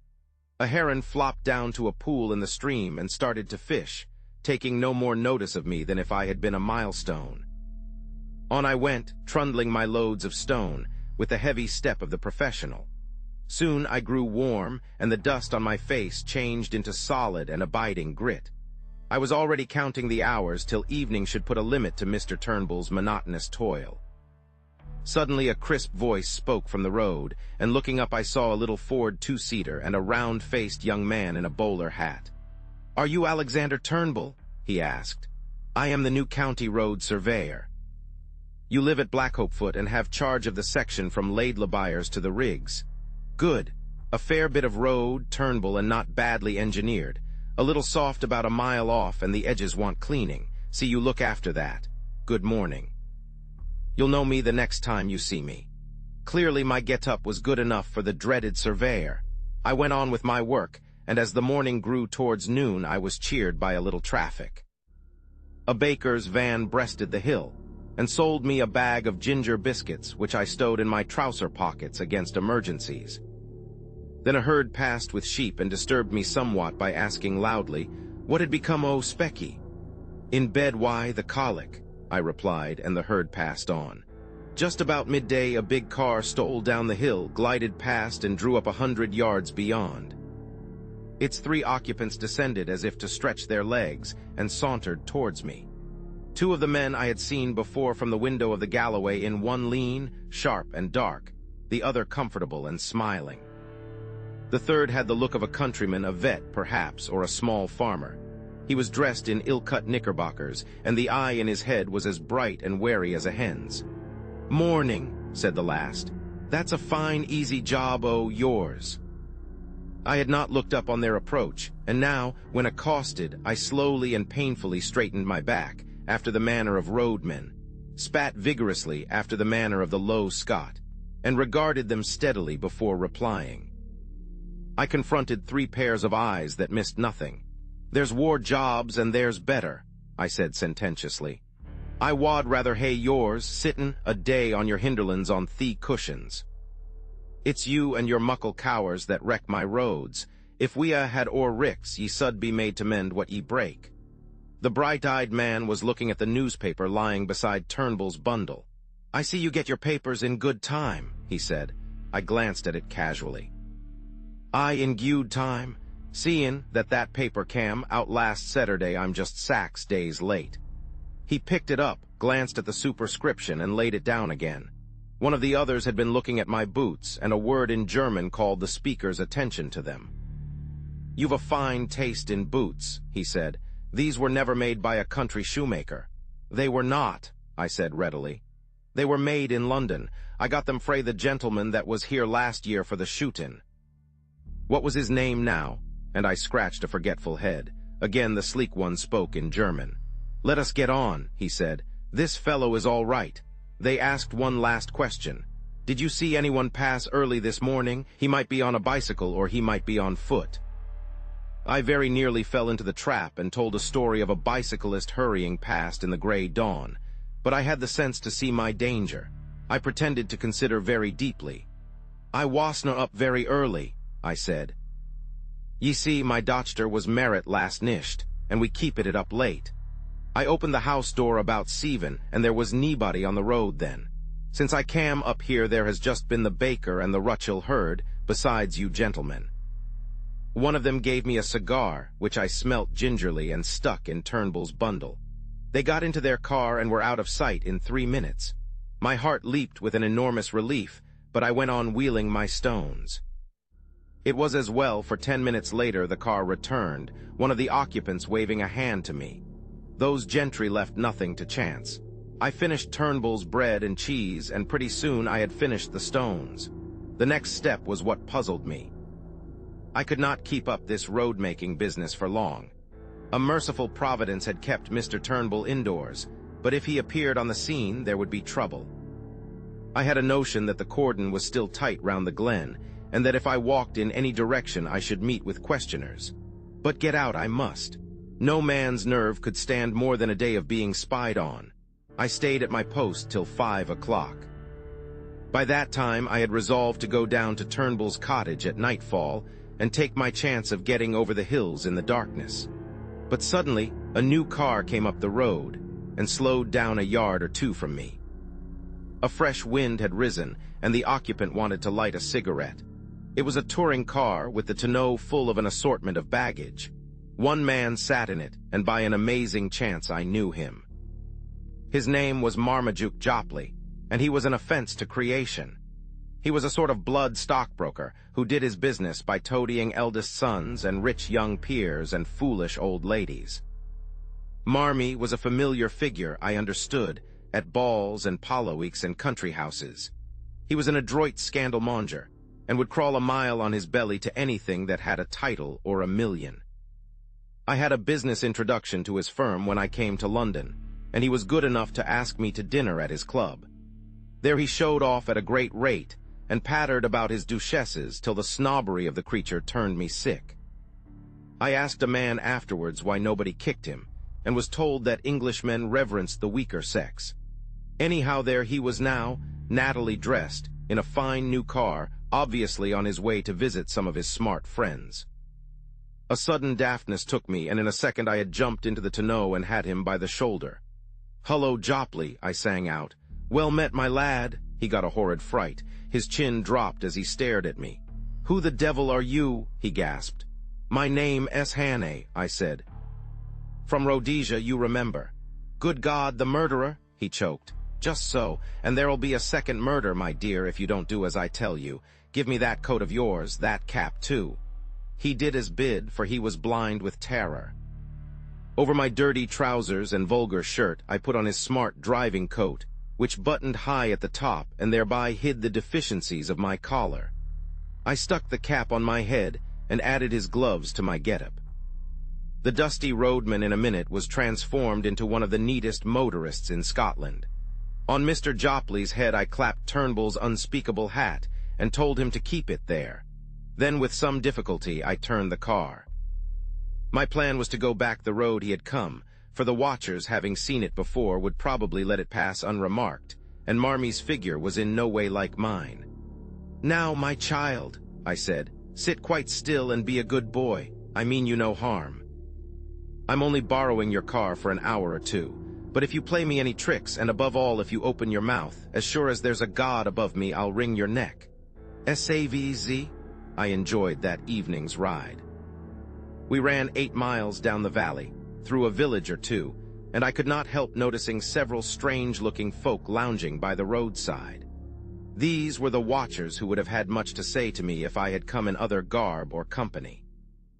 As it was, they looked incuriously on. One touched his cap in salute, and I responded graciously. As the dark fell, I turned up a side glen which, as I remember from the map, led into an unfrequented corner of the hills. Soon the villages were left behind, then the farms, and then even the wayside cottage. Presently we came to a lonely moor where the night was blackening the sunset gleam in the bog pools. Here we stopped, and I obligingly reversed the car and restored to Mr. Jopley his belongings. "1,000 thanks," I said. "There's more use in you than I thought. Now be off and find the police." As I sat on the hillside, watching the tail light dwindle, I reflected on the various kinds of crime I had now sampled. Contrary to general belief, I was not a murderer, but I had become an unholy liar, a shameless impostor, and a highwayman with a marked taste for expensive motor cars. Chapter 6. The Adventure of the Bald Archaeologist. I spent the night on a shelf of the hillside, in the lee of a boulder where the heather grew long and soft. It was a cold business, for I had neither coat nor waistcoat. These were in Mr. Turnbull's keeping, as was Scudder's little book, my watch, and worst of all, my pipe and tobacco pouch. Only my money accompanied me in my belt, and about half a pound of ginger biscuits in my trousers pocket. I supped off half those biscuits, and by worming myself deep into the heather got some kind of warmth.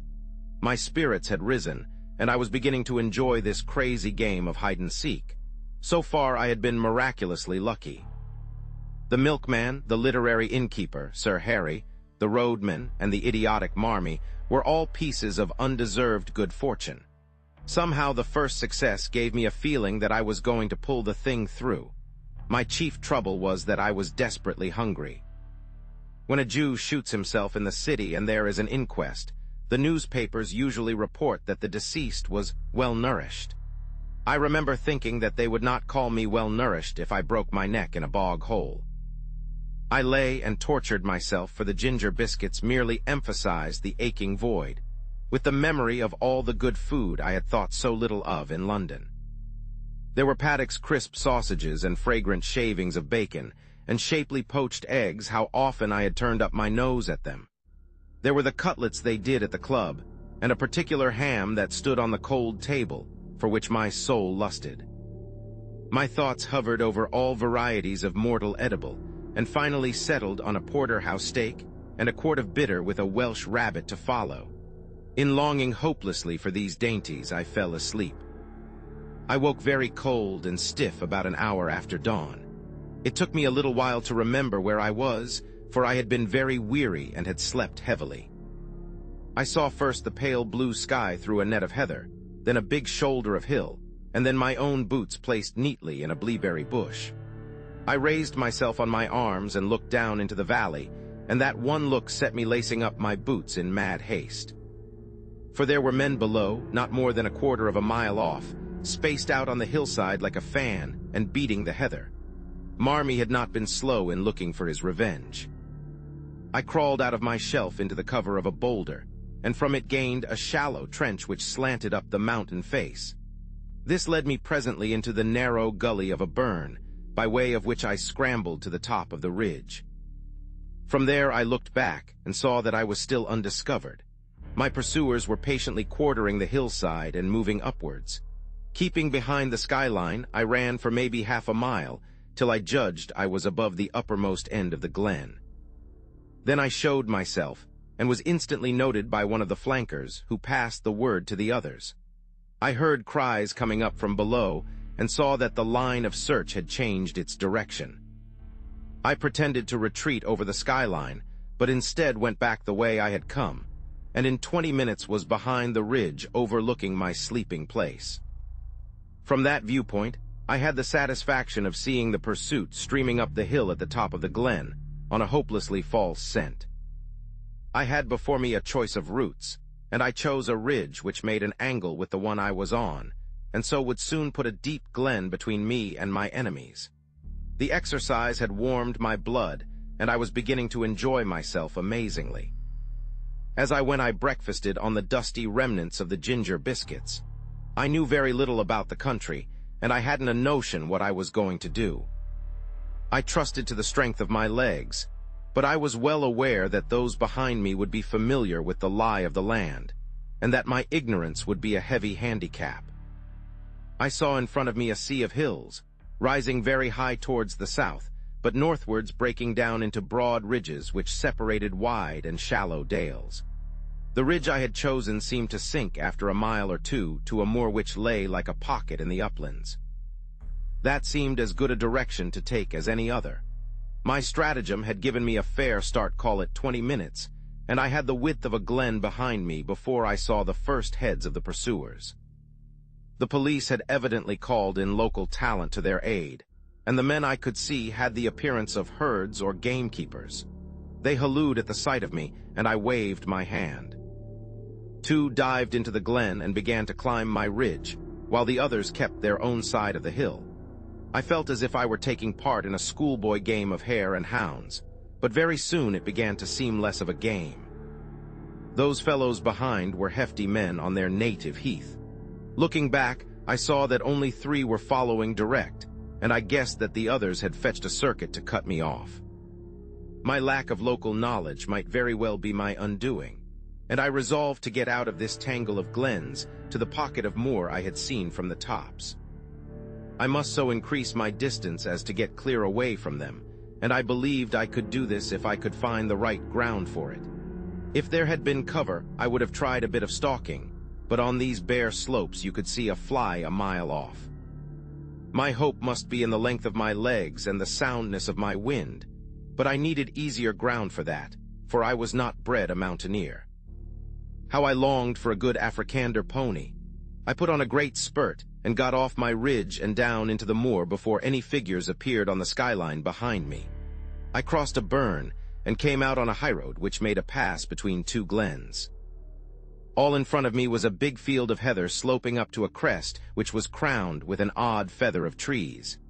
In the dike by the roadside was a gate, from which a grass-grown track led over the first wave of the moor.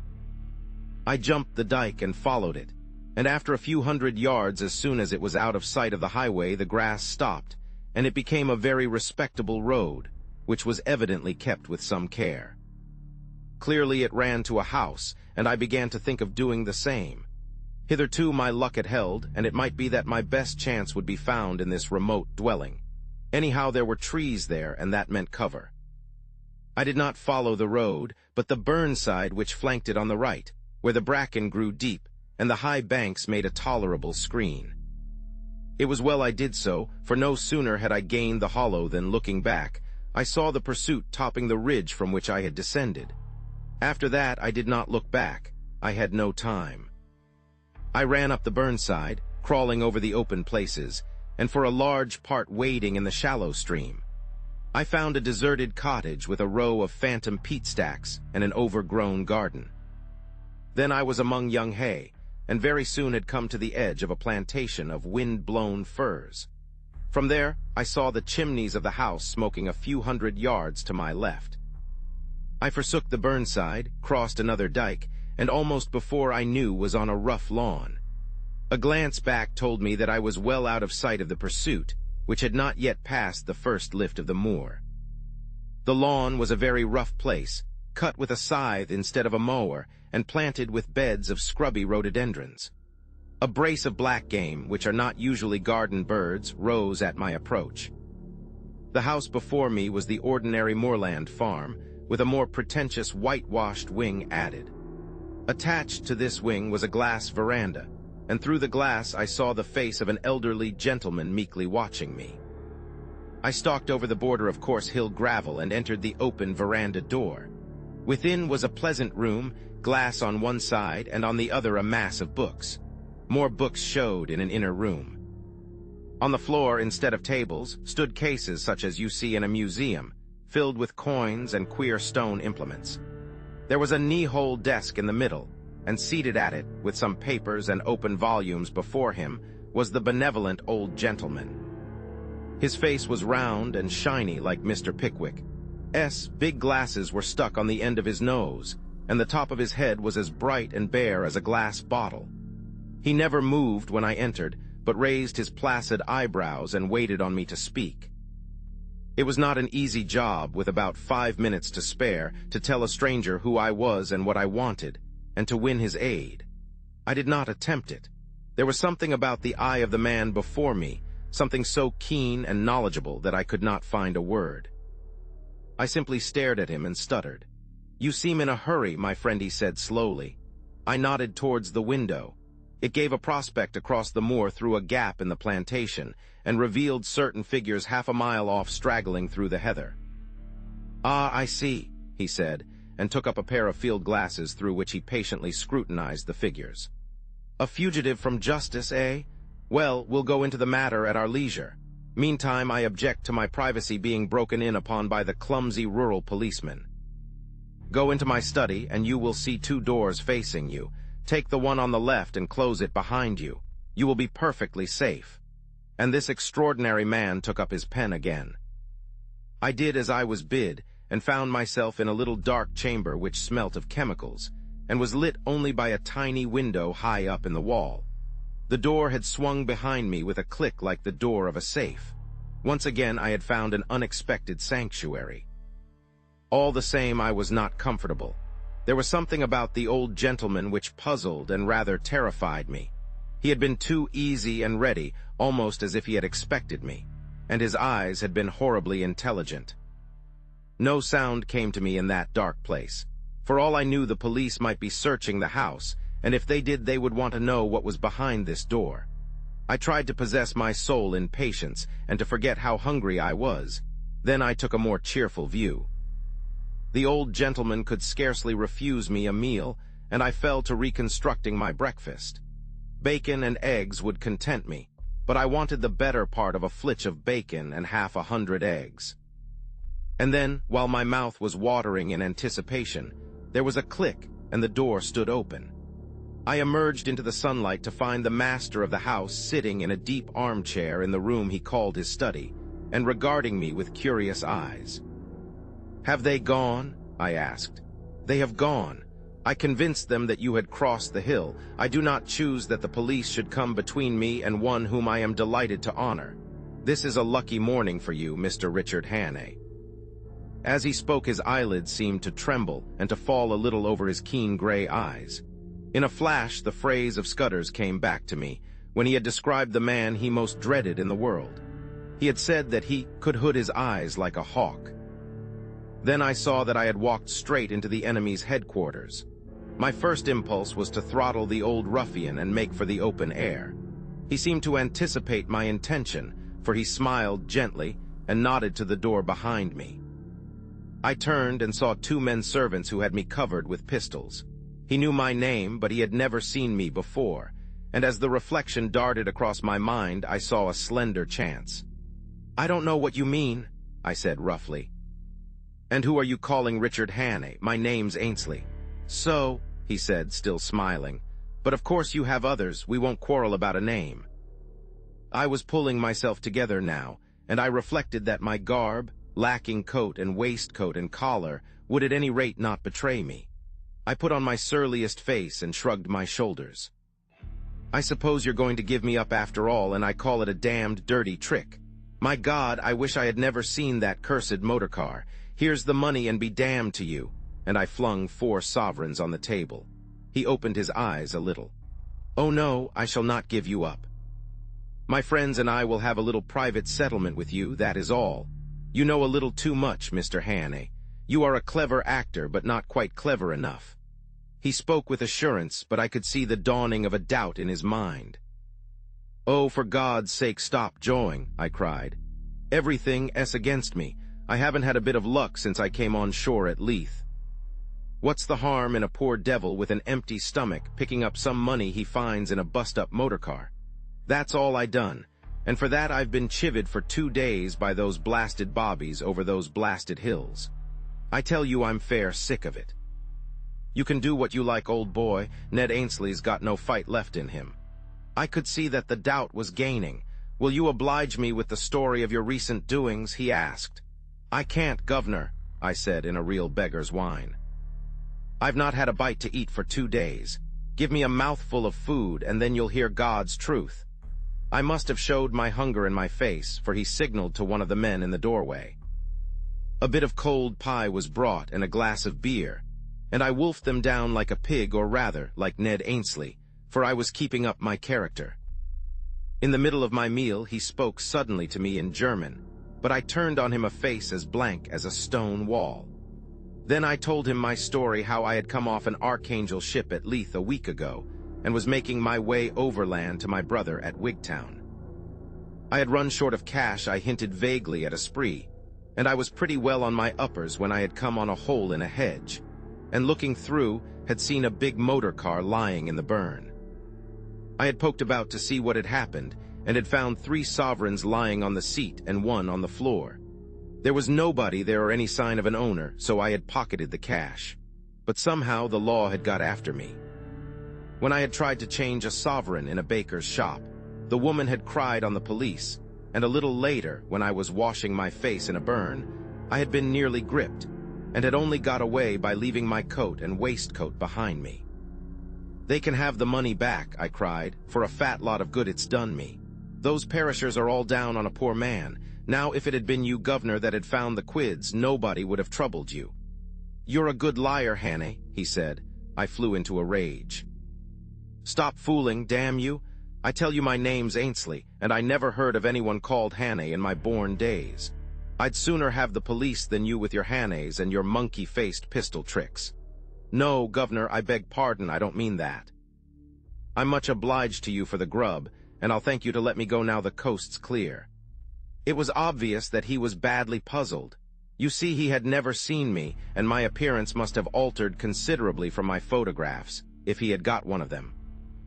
I was pretty smart and well dressed in London, and now I was a regular tramp. "I do not propose to let you go. If you are what you say you are, you will soon have a chance of clearing yourself.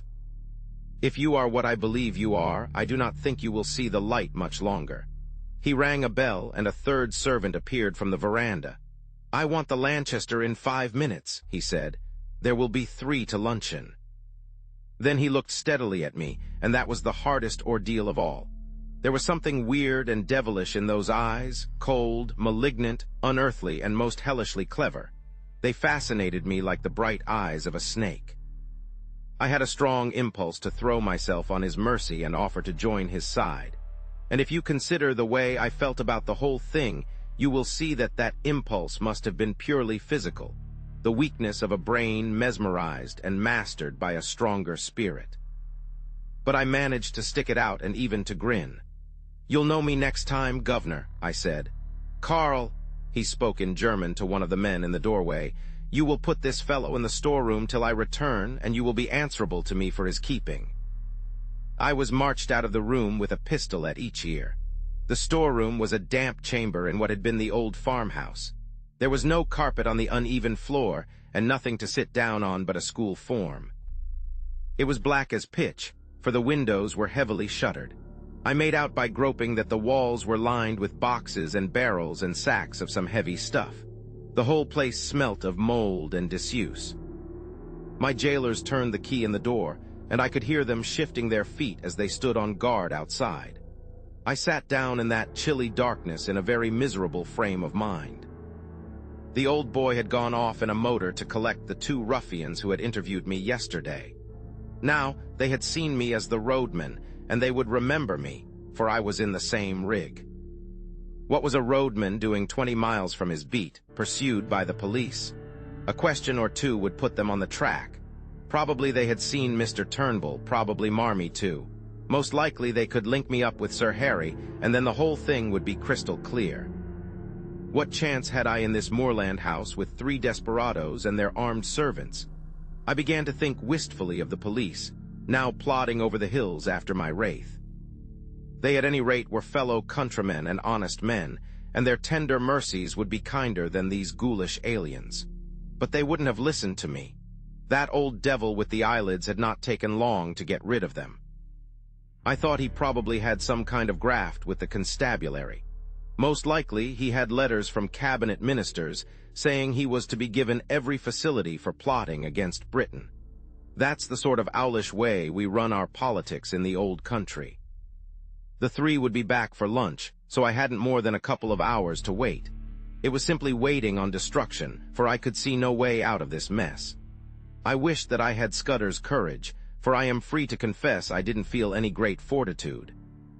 The only thing that kept me going was that I was pretty furious.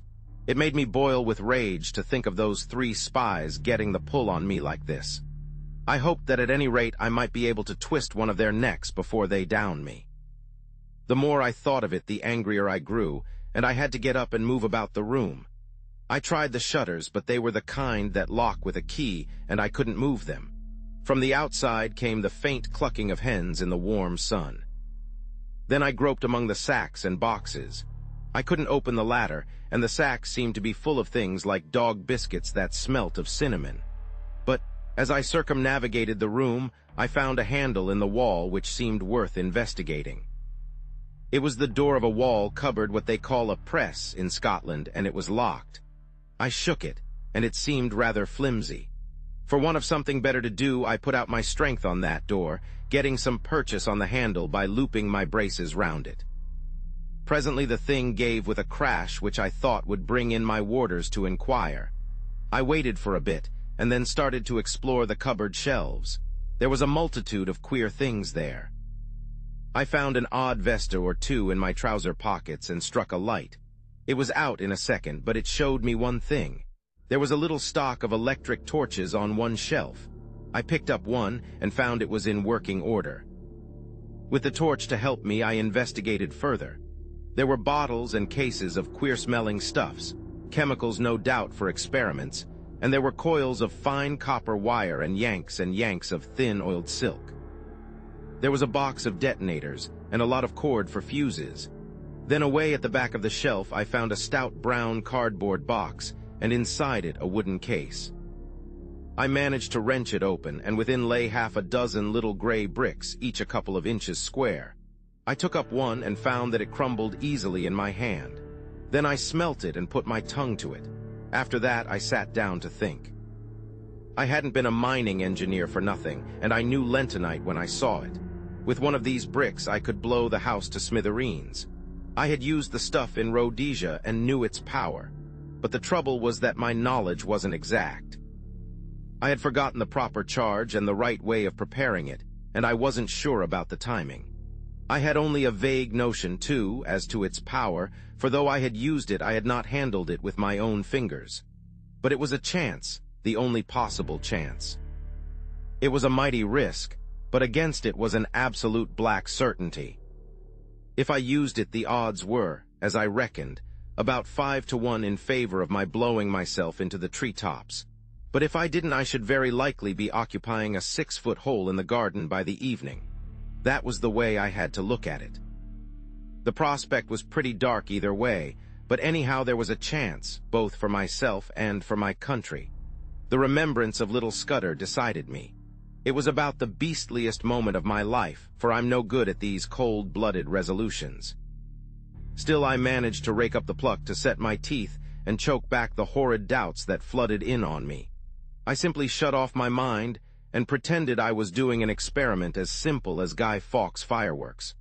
I got a detonator and fixed it to a couple of feet of fuse. Then I took a quarter of a lentonite brick and buried it near the door below one of the sacks in a crack of the floor, fixing the detonator in it. For all I knew, half those boxes might be dynamite.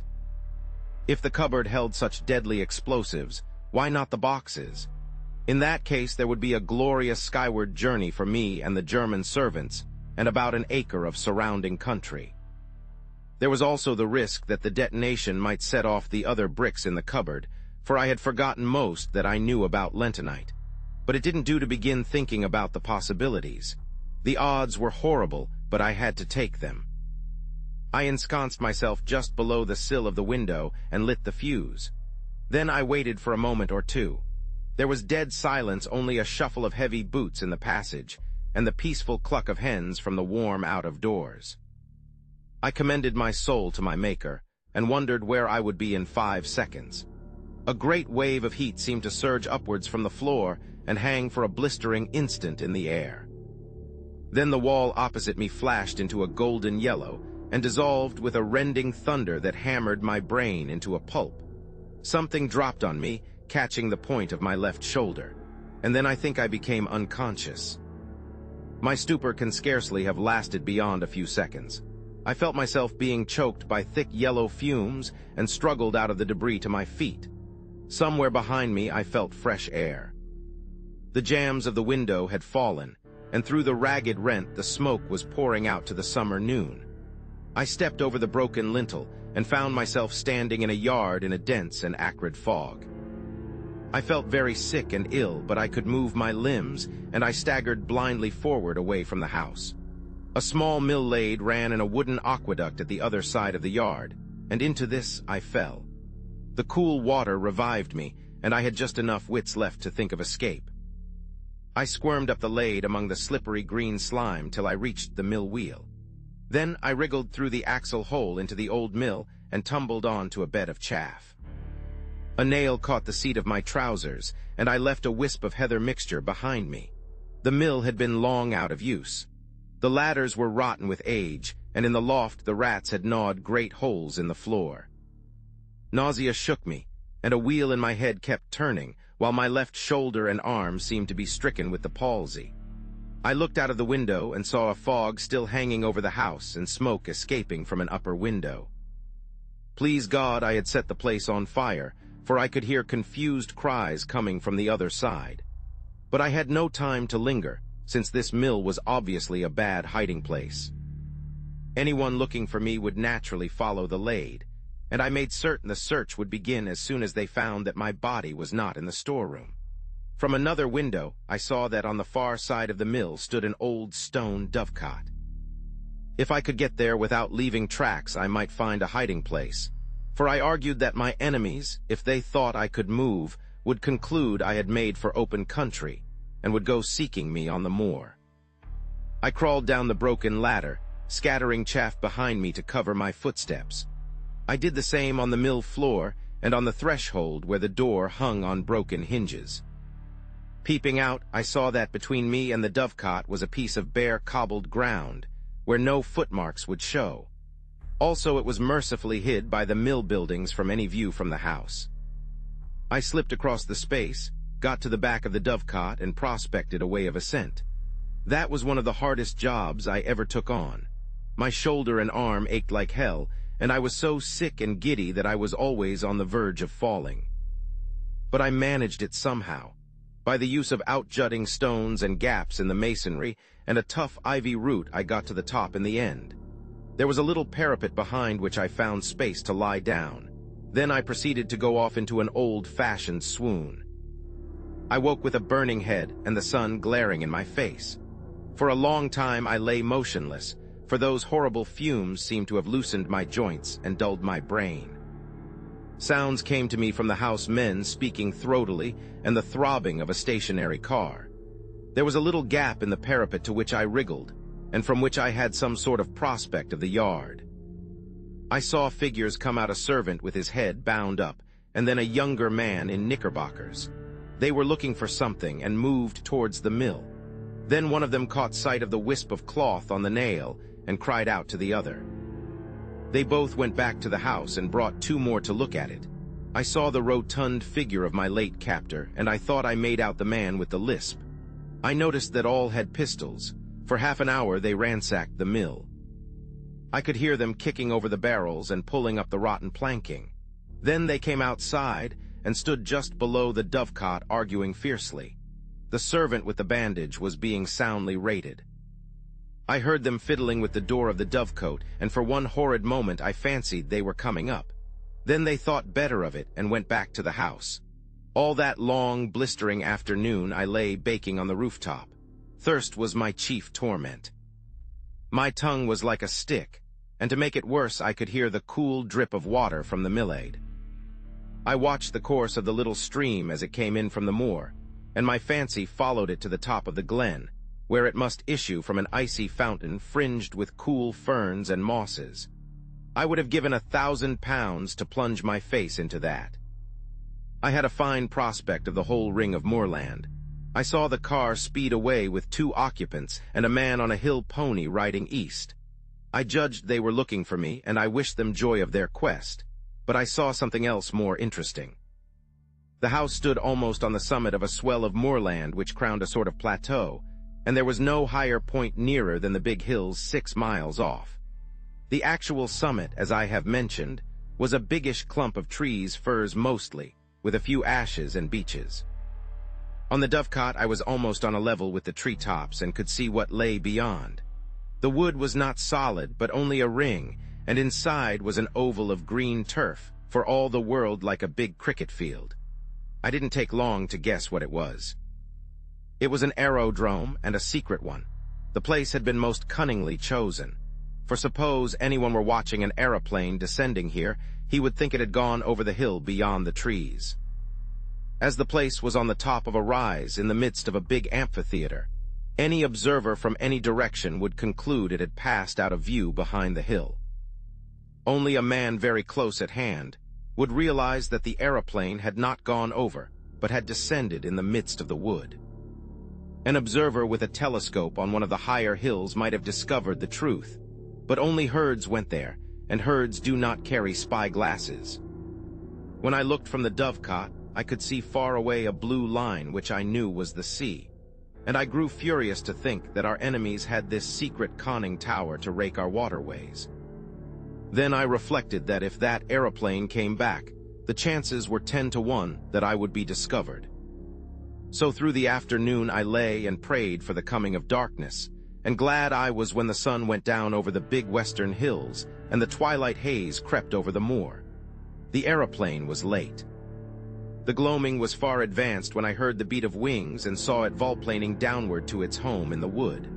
Lights twinkled for a bit, and there was much coming and going from the house. Then the dark fell, and silence. Thank God it was a black night. The moon was well on its last quarter and would not rise till late. My thirst was too great to allow me to tarry, so about 9 o'clock, so far as I could judge, I started to descend.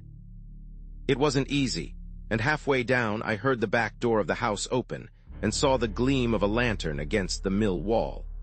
For some agonizing minutes I hung by the ivy and prayed that whoever it was would not come round by the dovecot. Then the light disappeared, and I dropped as softly as I could on to the hard soil of the yard. I crawled on my belly in the lee of a stone dike till I reached the fringe of trees which surrounded the house. If I had known how to do it, I would have tried to put that aeroplane out of action, but I realized that any attempt would probably be futile. I was pretty certain that there would be some kind of defense round the house, so I went through the wood on hands and knees, feeling carefully every inch before me. It was as well, for presently I came on a wire about 2 feet from the ground. If I had tripped over that, it would doubtless have rung some bell in the house, and I would have been captured. 100 yards farther on I found another wire cunningly placed on the edge of a small stream. Beyond that lay the moor, and in 5 minutes I was deep in bracken and heather. Soon I was round the shoulder of the rise, in the little glen from which the mill lade flowed. 10 minutes later my face was in the spring, and I was soaking down pints of the blessed water. But I did not stop till I had put 6 miles between me and that accursed dwelling. Chapter 7. The Dryfly Fisherman. I sat down on a hilltop and took stock of my position. I wasn't feeling very happy, for my natural thankfulness at my escape was clouded by my severe bodily discomfort. Those lentonite fumes had fairly poisoned me, and the baking hours on the dovecot hadn't helped matters. I had a crushing headache and felt as sick as a cat. Also, my shoulder was in a bad way. At first I thought it was only a bruise, but it seemed to be swelling, and I had no use of my left arm. My plan was to seek Mr. Turnbull's cottage, recover my garments and especially Scudder's notebook, and then make for the main line and get back to the south. It seemed to me that the sooner I got in touch with the Foreign Office man, Sir Walter Bullivant, the better. I didn't see how I could get more proof than I had got already. He must just take or leave my story, and anyway, with him I would be in better hands than those devilish Germans. I had begun to feel quite kindly towards the British police. It was a wonderful starry night, and I had not much difficulty about the road. Sir Harry's map had given me the lie of the land, and all I had to do was to steer a point or two west of southwest to come to the stream where I had met the roadman. In all these travels, I never knew the names of the places, but I believe this stream was no less than the upper waters of the River Tweed. I calculated I must be about 18 miles distant, and that meant I could not get there before morning. So I must lie up a day somewhere, for I was too outrageous a figure to be seen in the sunlight. I had neither coat, waistcoat, collar, nor hat. My trousers were badly torn, and my face and hands were black with the explosion. I dare say I had other beauties, for my eyes felt as if they were furiously bloodshot. Altogether, I was no spectacle for God-fearing citizens to see on a highroad. Very soon after daybreak, I made an attempt to clean myself in a hill burn, and then approached a herd's cottage, for I was feeling the need of food. The herd was away from home, and his wife was alone, with no neighbor for 5 miles. She was a decent old body, and a plucky one, for though she got a fright when she saw me, she had an axe handy, and would have used it on any evildoer. I told her that I had had a fall I didn't say how, and she saw by my looks that I was pretty sick. Like a true Samaritan, she asked no questions, but gave me a bowl of milk with a dash of whiskey in it, and let me sit for a little by her kitchen fire. She would have bathed my shoulder, but it ached so badly that I would not let her touch it. I don't know what she took me for, a repentant burglar, perhaps, for when I wanted to pay her for the milk and tendered a sovereign, which was the smallest coin I had, she shook her head and said something about giving it to them that had a right to it. At this I protested so strongly that I think she believed me honest, for she took the money and gave me a warm new plaid for it, and an old hat of her man's. She showed me how to wrap the plaid around my shoulders, and when I left that cottage, I was the living image of the kind of Scotsman you see in the illustrations to Burns's poems. But at any rate, I was more or less clad. It was as well, for the weather changed before midday to a thick drizzle of rain. I found shelter below an overhanging rock in the crook of a burn, where a drift of dead brackens made a tolerable bed. There I managed to sleep till nightfall, waking very cramped and wretched, with my shoulder gnawing like a toothache. I ate the oat cake and cheese the old wife had given me and set out again just before the darkening. I pass over the miseries of that night among the wet hills. There were no stars to steer by, and I had to do the best I could from my memory of the map. Twice I lost my way, and I had some nasty falls into peat bogs. I had only about 10 miles to go as the crow flies, but my mistakes made it nearer 20. The last bit was completed with set teeth and a very light and dizzy head. But I managed it, and in the early dawn I was knocking at Mr. Turnbull's door. The mist lay close and thick, and from the cottage I could not see the highroad. Mr. Turnbull himself opened to me sober and something more than sober. He was primly dressed in an ancient but well-tended suit of black. He had been shaved not later than the night before. He wore a linen collar, and in his left hand he carried a pocket Bible. At first he did not recognize me. "We are ye that come stravagin here on the Sabbath morning?" he asked. I had lost all count of the days. So the Sabbath was the reason for this strange decorum. My head was swimming so wildly that I could not frame a coherent answer. But he recognized me, and he saw that I was ill. "Hey, ye got my specs?" he asked. I fetched them out of my trouser pocket and gave him them. "Ye'll hae come for your jacket and waistcoat," he said. "Come in by, losh, man, ye are terrible doon I the legs. Haud up till I get ye to a chair." I perceived I was in for a bout of malaria. I had a good deal of fever in my bones, and the wet night had brought it out, while my shoulder and the effects of the fumes combined to make me feel pretty bad. Before I knew, Mr. Turnbull was helping me off with my clothes and putting me to bed in one of the 2 cupboards that lined the kitchen walls. He was a true friend in need, that old roadman. His wife was dead years ago, and since his daughter's marriage he lived alone. For the better part of 10 days he did all the rough nursing I needed. I simply wanted to be left in peace while the fever took its course, and when my skin was cool again, I found that the bout had more or less cured my shoulder. But it was a baddish go, and though I was out of bed in 5 days, it took me some time to get my legs again. He went out each morning, leaving me milk for the day and locking the door behind him, and came in the evening to sit silent in the chimney corner. Not a soul came near the place. When I was getting better, he never bothered me with a question. Several times he fetched me a 2 days, old Scotsman, and I noticed that the interest in the Portland Place murder seemed to have died down. There was no mention of it, and I could find very little about anything except a thing called the General Assembly, some ecclesiastical spree, I gathered. One day he produced my belt from a lockfast drawer. "There's a terrible heap o' siller in't," he said. "Ye'd better count it to see it's a there." He never even sought my name. I asked him if anybody had been around making inquiries subsequent to my spell at the road making. There was a man in a motor cower. He spared we had tanned my place that day, and I let on I thocht him daft. But he keep it on at me, and syne I said he maun be thinking, "Oh, my gude brither frae the clooch that whiles lent me a hawn." He was a worse-looking soul, and I couldn't understand the half o' his English tongue. I was getting restless those last days, and as soon as I felt myself fit, I decided to be off. That was not till the 12th day of June, and as luck would have it, a drover went past that morning taking some cattle to Moffat. He was a man named Hislop, a friend of Turnbull, and he came in to his breakfast with us and offered to take me with him. I made Turnbull accept £5 for my lodging and a hard job I had of it. There never was a more independent being. He grew positively rude when I pressed him, and shy and red, and took the money at last without a thank you.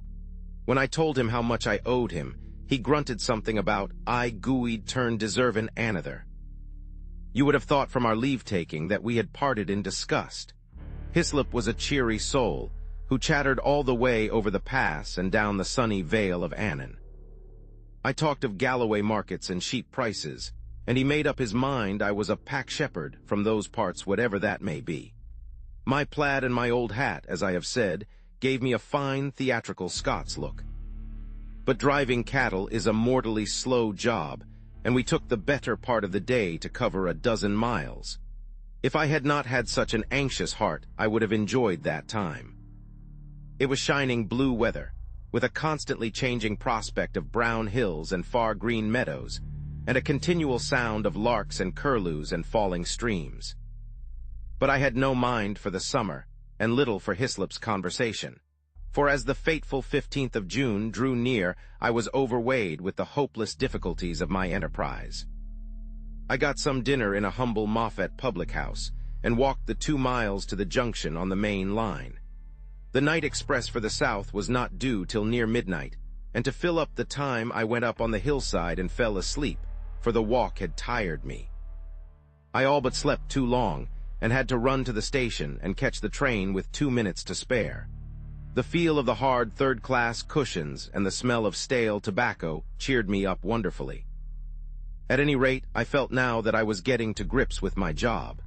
I was decanted at Crewe in the small hours, and had to wait till 6 to get a train for Birmingham. In the afternoon, I got to reading, and changed into a local train which journeyed into the deeps of Berkshire. Presently I was in a land of lush water meadows and slow, reedy streams. About 8 o'clock in the evening, a weary and travel-stained being a cross between a farm laborer and a vet with a checked black-and-white plaid over his arm, for I did not dare to wear it south of the border, descended at the little station of Artenswell. There were several people on the platform, and I thought I had better wait to ask my way till I was clear of the place.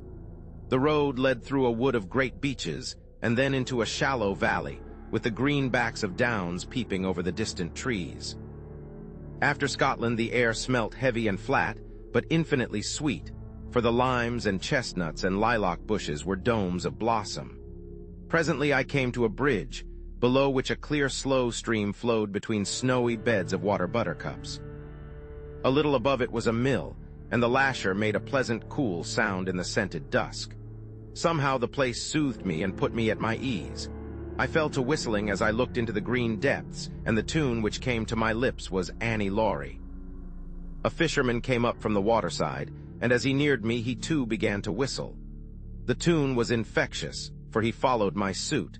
He was a huge man in untidy old flannels and a wide-brimmed hat, with a canvas bag slung on his shoulder. He nodded to me, and I thought I had never seen a shrewder or better-tempered face. He leaned his delicate 10-foot split-cane rod against the bridge and looked with me at the water. "Clear, isn't it?" he said pleasantly. "I back our Kenner any day against the test. Look at that big fellow, 4 pounds if he's an ounce, but the evening rise is over and you can't tempt M." "I don't see him," said I. "Look, there, a yard from the reeds just above that stickle. I've got him now. You might swear he was a black stone." "So," he said, and whistled another bar of Annie Laurie. "Twiston's the name, isn't it?" he said over his shoulder, his eyes still fixed on the stream. "No," I said. "I mean to say yes. I had forgotten all about my alias."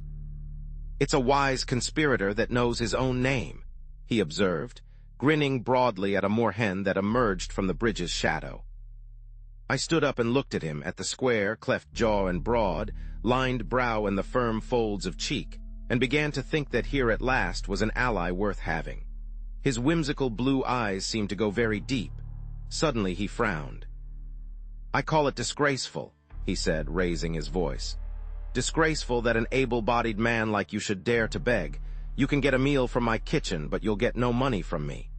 A dog cart was passing, driven by a young man who raised his whip to salute the fisherman.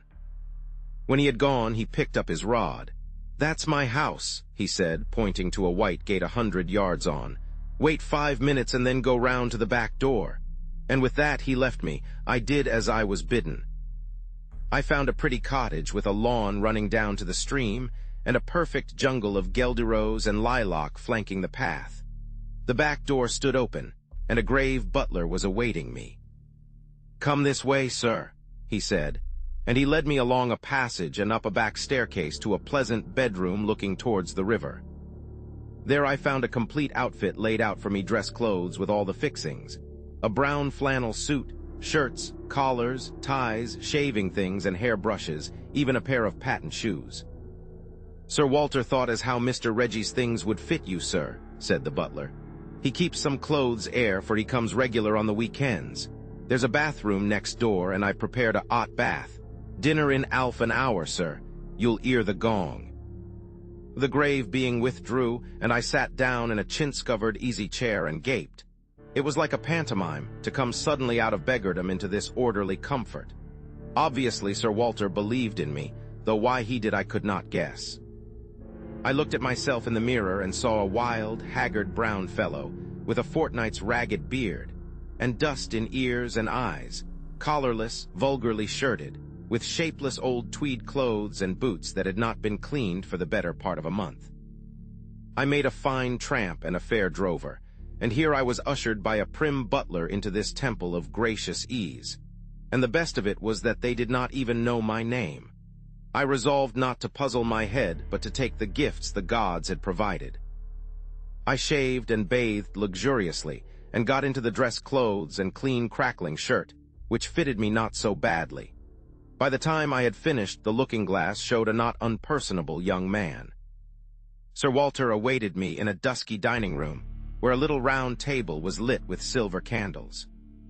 The sight of him so respectable and established and secure, the embodiment of law and government and all the conventions, took me aback and made me feel an interloper. He couldn't know the truth about me, or he wouldn't treat me like this. I simply could not accept his hospitality on false pretenses. "I'm more obliged to you than I can say, but I'm bound to make things clear," I said. "I'm an innocent man, but I'm wanted by the police. I've got to tell you this, and I won't be surprised if you kick me out." He smiled. "That's all right. Don't let that interfere with your appetite. We can talk about these things after dinner." I never ate a meal with greater relish, for I had had nothing all day but railway sandwiches.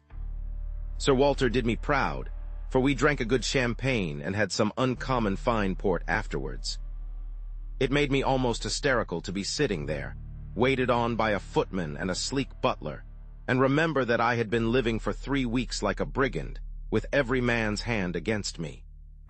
I told Sir Walter about tigerfish in the Zambesi that bite off your fingers if you give them a chance, and we discussed sport up and down the globe, for he had hunted a bit in his day.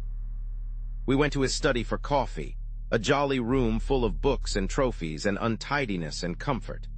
I made up my mind that if ever I got rid of this business and had a house of my own, I would create just such a room.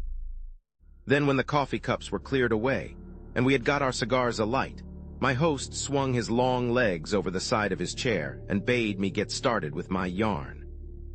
"I've obeyed Harry's instructions," he said, "and the bribe he offered me was that you would tell me something to wake me up. I'm ready, Mr. Hannay." I noticed with a start that he called me by my proper name. I began at the very beginning. I told of my boredom in London, and the night I had come back to find Scudder gibbering on my doorstep. I told him all Scudder had told me about Carolides and the Foreign Office Conference, and that made him purse his lips and grin. Then I got to the murder, and he grew solemn again. He heard all about the milkman and my time in Galloway and my deciphering Scudder's notes at the inn. "You've got them here?" he asked sharply, and drew a long breath when I whipped the little book from my pocket. I said nothing of the contents. Then I described my meeting with Sir Harry and the speeches at the hall. At that he laughed uproariously. "Harry talked dashed nonsense, did he? I quite believe it.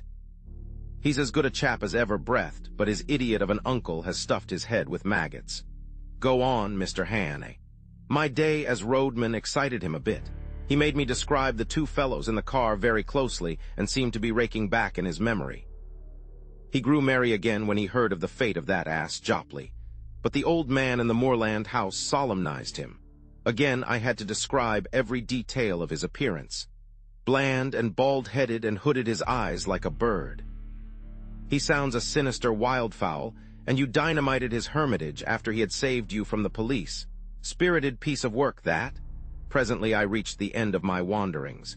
He got up slowly and looked down at me from the hearthrug. "You may dismiss the police from your mind," he said. "You're in no danger from the law of this land." "Great Scott!" I cried. "Have they got the murderer?" "No, but for the last fortnight they have dropped you from the list of possibles." "Why?" I asked in amazement. "Principally because I received a letter from Scudder. I knew something of the man, and he did several jobs for me. He was half crank, half genius, but he was wholly honest. The trouble about him was his partiality for playing a lone hand. That made him pretty well useless in any secret service, a pity, for he had uncommon gifts. I think he was the bravest man in the world, for he was always shivering with fright, and yet nothing would choke him off. I had a letter from him on the 31st of May, but he had been dead a week by then. The letter was written and posted on the 23rd. He evidently did not anticipate an immediate decease. His communications usually took a week to reach me, for they were sent under cover to Spain and then to Newcastle. He had a mania, you know, for concealing his tracks. "What did he say?" I stammered. "Nothing. Merely that he was in danger but had found shelter with a good friend, and that I would hear from him before the 15th of June. He gave me no address, but said he was living near Portland Place. I think his object was to clear you if anything happened. When I got it, I went to Scotland Yard, went over the details of the inquest, and concluded that you were the friend. We made inquiries about you, Mr. Hannay, and found you were respectable. I thought I knew the motives for your disappearance, not only the police, the other one too, and when I got Harry's scrawl, I guessed at the rest.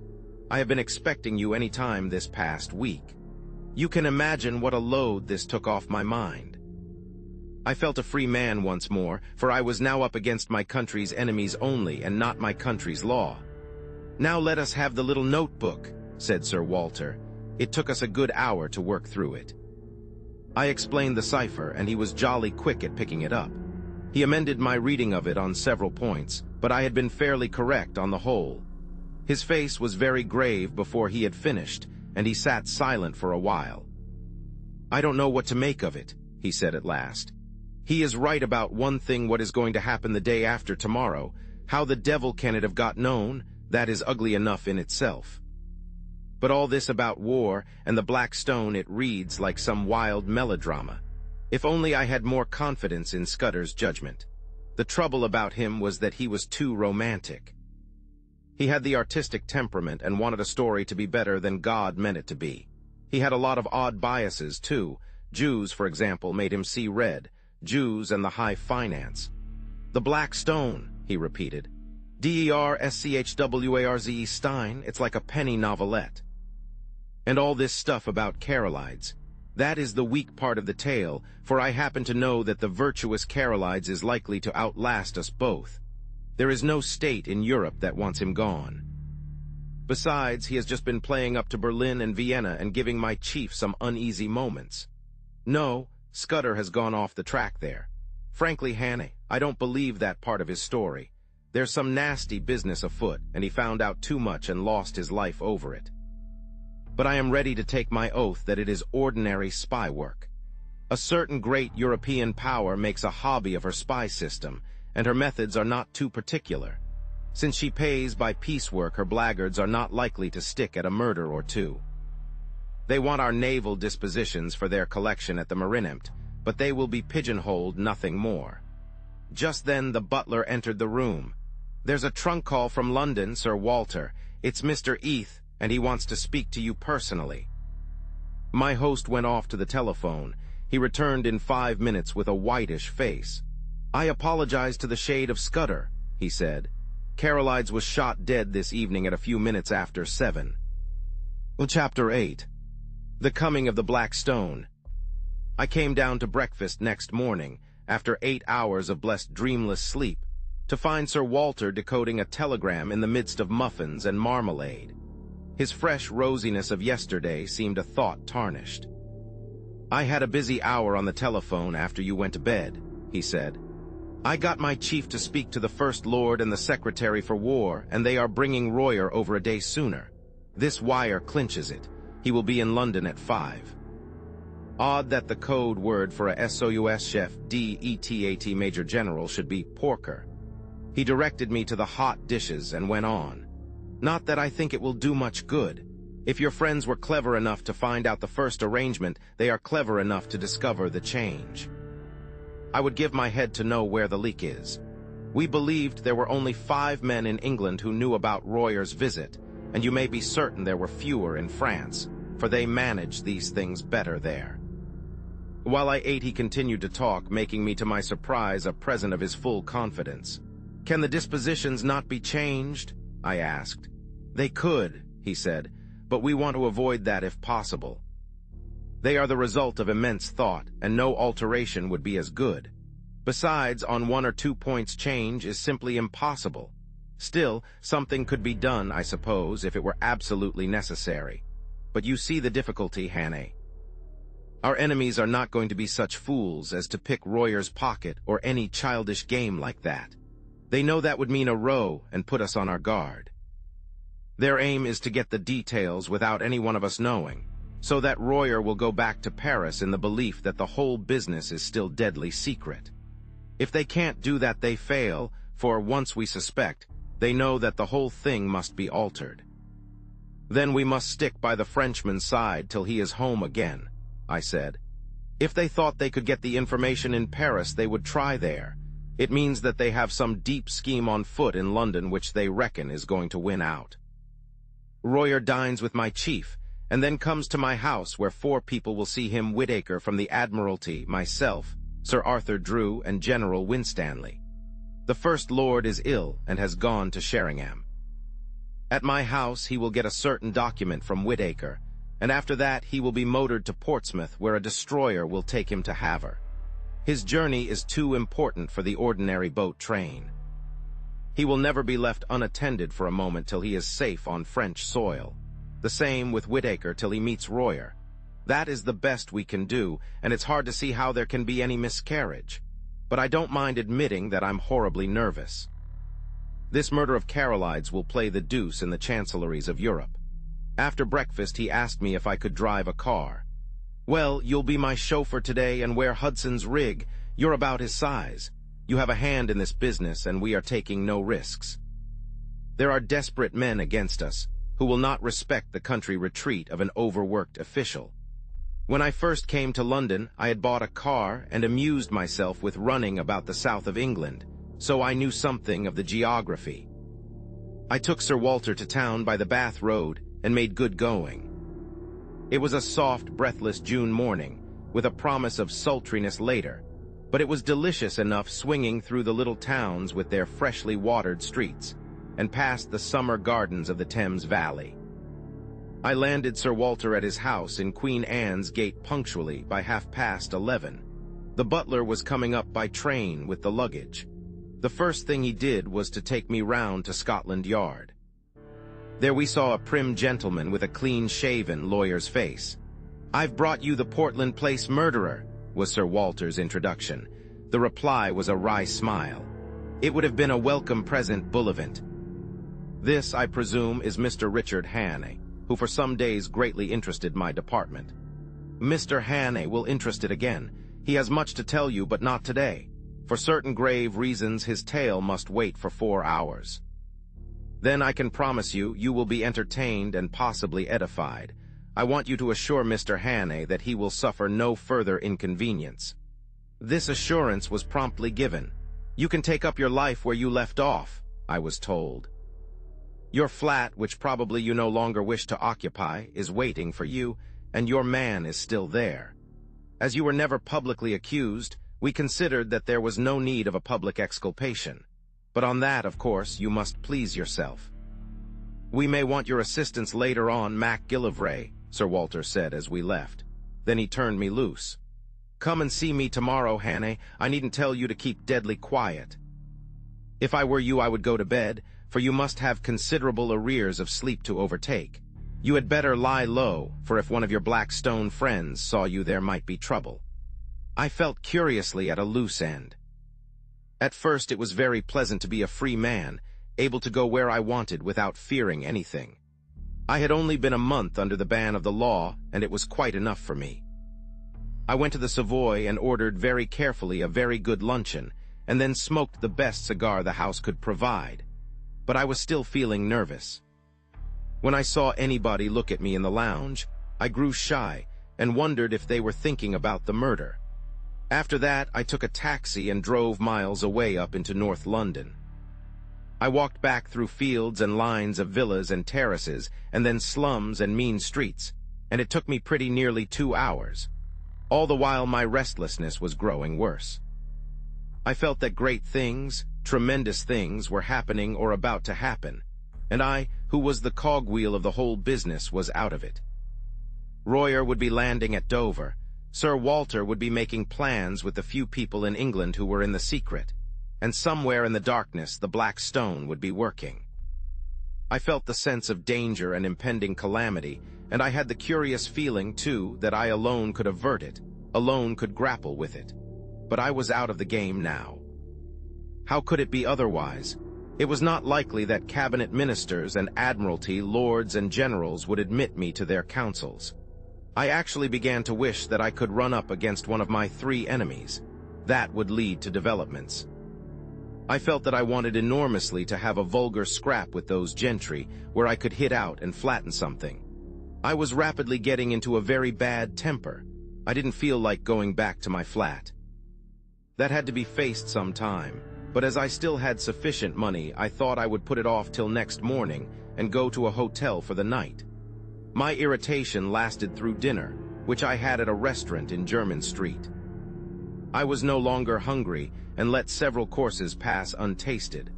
I drank the best part of a bottle of Burgundy, but it did nothing to cheer me. An abominable restlessness had taken possession of me. Here was I, a very ordinary fellow with no particular brains, and yet I was convinced that somehow I was needed to help this business through, that without me it would all go to blazes. I told myself it was sheer silly conceit, that 4 or 5 of the cleverest people living, with all the might of the British Empire at their back, had the job in hand. Yet I couldn't be convinced. It seemed as if a voice kept speaking in my ear, telling me to be up and doing, or I would never sleep again. The upshot was that about 9:30 I made up my mind to go to Queen Anne's Gate. Very likely I would not be admitted, but it would ease my conscience to try. I walked down Jermyn Street and at the corner of Duke Street passed a group of young men.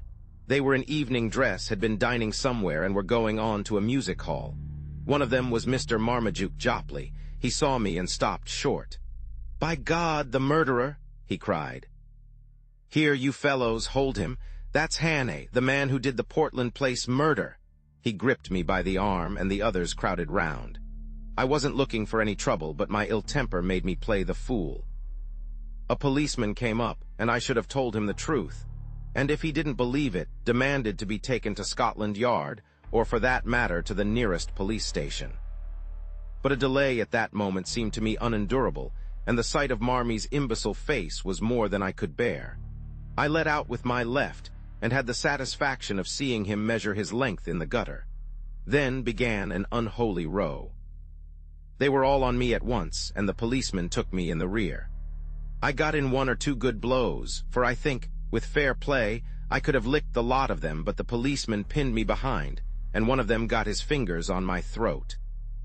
Through a black cloud of rage, I heard the officer of the law asking what was the matter, and Marmy, between his broken teeth, declaring that I was Hannay, the murderer. "Oh, damn it all," I cried. "Make the fellow shut up. I advise you to leave me alone, constable. Scotland Yard knows all about me, and you'll get a proper wigging if you interfere with me." "You've got to come along of me, young man," said the policeman. "I saw you strike that gentleman cruel 'ard. You began it too, for he wasn't doing nothing. I seen you. Best go quietly, or I'll have to fix you up." Exasperation and an overwhelming sense that at no cost must I delay gave me the strength of a bull elephant. I fairly wrenched the constable off his feet, floored the man who was gripping my collar, and set off at my best pace down Duke Street. I heard a whistle being blown and the rush of men behind me. I have a very fair turn of speed, and that night I had wings. In a jiffy I was in Pall Mall and had turned down towards St. James's Park. I dodged the policeman at the palace gates, dived through a press of carriages at the entrance to the mall, and was making for the bridge before my pursuers had crossed the roadway. In the open ways of the park I put on a spurt. Happily there were few people about, and no one tried to stop me. I was staking all on getting to Queen Anne's Gate. When I entered that quiet thoroughfare it seemed deserted. Sir Walter's house was in the narrow part, and outside it 3 or 4 motor cars were drawn up. I slackened speed some yards off and walked briskly up to the door. If the butler refused me admission, or if he even delayed to open the door, I was done. He didn't delay. I had scarcely rung before the door opened. "I must see Sir Walter," I panted. "My business is desperately important." That butler was a great man. Without moving a muscle, he held the door open and then shut it behind me. "Sir Walter is engaged, sir, and I have orders to admit no one. Perhaps you will wait." The house was of the old-fashioned kind, with a wide hall and rooms on both sides of it. At the far end was an alcove with a telephone and a couple of chairs, and there the butler offered me a seat. "See here," I whispered. "There's trouble about and I'm in it. But Sir Walter knows, and I'm working for him. If anyone comes and asks if I am here, tell him a lie." He nodded, and presently there was a noise of voices in the street and a furious ringing at the bell. I never admired a man more than that butler. He opened the door and with a face like a graven image waited to be questioned. Then he gave them it.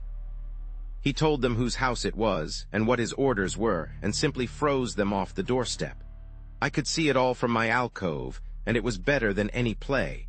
I hadn't waited long till there came another ring at the bell. The butler made no bones about admitting this new visitor. While he was taking off his coat, I saw who it was.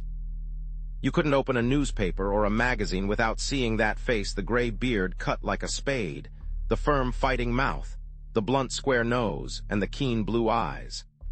I recognized the First Sea Lord, the man, they say, that made the new British Navy. He passed my alcove and was ushered into a room at the back of the hall. As the door opened, I could hear the sound of low voices. It shut, and I was left alone again. For 20 minutes I sat there, wondering what I was to do next. I was still perfectly convinced that I was wanted, but when or how I had no notion. I kept looking at my watch, and as the time crept on to 10:30, I began to think that the conference must soon end. In a quarter of an hour Royer should be speeding along the road to Portsmouth. Then I heard a bell ring and the butler appeared. The door of the back room opened, and the First Sea Lord came out. He walked past me, and in passing he glanced in my direction, and for a second we looked each other in the face. Only for a second, but it was enough to make my heart jump. I had never seen the great man before, and he had never seen me. But in that fraction of time, something sprang into his eyes, and that something was recognition. You can't mistake it. It is a flicker, a spark of light, a minute shade of difference which means one thing and one thing only. It came involuntarily, for in a moment it died, and he passed on. In a maze of wild fancies, I heard the street door close behind him. I picked up the telephone book and looked up the number of his house. We were connected at once, and I heard a servant's voice. "Is his lordship at home?" I asked. "His lordship returned half an hour ago," said the voice, "and has gone to bed. He is not very well tonight. Will you leave a message, sir?" I rang off and almost tumbled into a chair. My part in this business was not yet ended. It had been a close shave, but I had been in time. Not a moment could be lost, so I marched boldly to the door of that back room and entered without knocking. 5 surprised faces looked up from a round table. There was Sir Walter and Drew the War Minister, whom I knew from his photographs. There was a slim elderly man, who was probably Whitaker, the Admiralty official, and there was General Winstanley, conspicuous from the long scar on his forehead.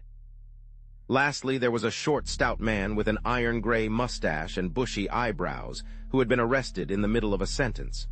Sir Walter's face showed surprise and annoyance. "This is Mr. Hannay, of whom I have spoken to you," he said apologetically to the company. "I'm afraid, Hannay, this visit is ill-timed. I was getting back my coolness." "That remains to be seen, sir," I said, "but I think it may be in the nick of time. For God's sake, gentlemen, tell me who went out a minute ago." "Lord Alloa," Sir Walter said, reddening with anger. "It was not," I cried. "It was his living image, but it was not Lord Alloa. It was someone who recognized me, someone I have seen in the last month. He had scarcely left the doorstep when I rang up Lord Alloa's house and was told he had come in half an hour before and had gone to bed." Who, someone stammered. "The Black Stone," I cried, and I sat down in the chair so recently vacated and looked round at 5 badly scared gentlemen. Chapter 9. "The 39 steps, nonsense," said the official from the Admiralty. Sir Walter got up and left the room while we looked blankly at the table. He came back in 10 minutes with a long face. "I have spoken to Alloa," he said. "Had him out of bed very grumpy. He went straight home after Mulross's dinner." "But it's madness," broke in General Winstanley. "Do you mean to tell me that that man came here and sat beside me for the best part of half an hour and that I didn't detect the imposture? Alloa must be out of his mind." "Don't you see the cleverness of it?" I said. "You were too interested in other things to have any eyes. You took Lord Alloa for granted. If it had been anybody else you might have looked more closely, but it was natural for him to be here, and that put you all to sleep." Then the Frenchman spoke very slowly and in good English. "The young man is right. His psychology is good. Our enemies have not been foolish." He bent his wise brows on the assembly. "I will tell you a tale," he said. "It happened many years ago in Senegal. I was quartered in a remote station, and to pass the time used to go fishing for big barbel in the river. A little Arab mare used to carry my luncheon basket, one of the salted dun breed you got at Timbuktu in the old days. Well, one morning I had good sport, and the mare was unaccountably restless. I could hear her whinnying and squealing and stamping her feet, and I kept soothing her with my voice while my mind was intent on fish. I could see her all the time, as I thought, out of a corner of my eye, tethered to a tree 20 yards away. After a couple of hours, I began to think of food. I collected my fish in a tarpaulin bag and moved down the stream towards the mare, trolling my line. When I got up to her, I flung the tarpaulin on her back. He paused and looked round. It was the smell that gave me warning. I turned my head and found myself looking at a lion 3 feet off. An old man-eater that was the terror of the village. What was left of the mare, a mass of blood and bones and hide, was behind him. "What happened?" I asked. I was enough of a hunter to know a true yarn when I heard it. "I stuffed my fishing rod into his jaws, and I had a pistol." Also my servants came presently with rifles, but he left his mark on me. He held up a hand which lacked 3 fingers. "Consider," he said. "The mare had been dead more than an hour, and the brute had been patiently watching me ever since. I never saw the kill, for I was accustomed to the mare's fretting, and I never marked her absence, for my consciousness of her was only of something tawny, and the lion filled that part. If I could blunder thus, gentlemen, in a land where men's senses are keen, Why should we busy preoccupied urban folk not err also? Sir Walter nodded. No one was ready to gainsay him. But I don't see, went on Winstanley. Their object was to get these dispositions without our knowing it. Now it only required one of us to mention to Alloa our meeting tonight for the whole fraud to be exposed. Sir Walter laughed drily. The selection of Alloa shows their acumen. Which of us was likely to speak to him about tonight, or was he likely to open the subject? I remembered the First Sea Lord's reputation for taciturnity and shortness of temper. The one thing that puzzles me, said the general, is what good his visit here would do that spy fellow. He could not carry away several pages of figures and strange names in his head. That is not difficult, the Frenchman replied. A good spy is trained to have a photographic memory, like your own Macaulay. You noticed he said nothing, but went through these papers again and again. I think we may assume that he has every detail stamped on his mind. When I was younger, I could do the same trick. Well, I suppose there is nothing for it but to change the plans, said Sir Walter ruefully. Whittaker was looking very glum. Did you tell Lord Alloa what has happened? He asked. No, well, I can't speak with absolute assurance, but I'm nearly certain we can't make any serious change unless we alter the geography of England. Another thing must be said. It was Royer who spoke. I talked freely when that man was here. I told something of the military plans of my government. I was permitted to say so much. But that information would be worth many millions to our enemies. No, my friends, I see no other way. The man who came here and his confederates must be taken, and taken at once. Good God, I cried, and we have not a rag of a clue. Besides, said Whittaker, there is the post. By this time the news will be on its way. No, said the Frenchman. You do not understand the habits of the spy. He receives personally his reward, and he delivers personally his intelligence. We in France know something of the breed. There is still a chance, MESAMIS. These men must cross the sea, and there are ships to be searched and ports to be watched. Believe me, the need is desperate for both France and Britain. Royer's grave good sense seemed to pull us together. He was the man of action among fumblers. But I saw no hope in any face, and I felt none. Where among the 50 millions of these islands, and within a dozen hours, were we to lay hands on the 3 cleverest rogues in Europe? Then suddenly I had an inspiration. Where is Scudder's book? I cried to Sir Walter. Quick, man, I remember something in it. He unlocked the door of a bureau and gave it to me. I found the place. 39 steps I read, and again, 39 steps I counted them, high tide 10.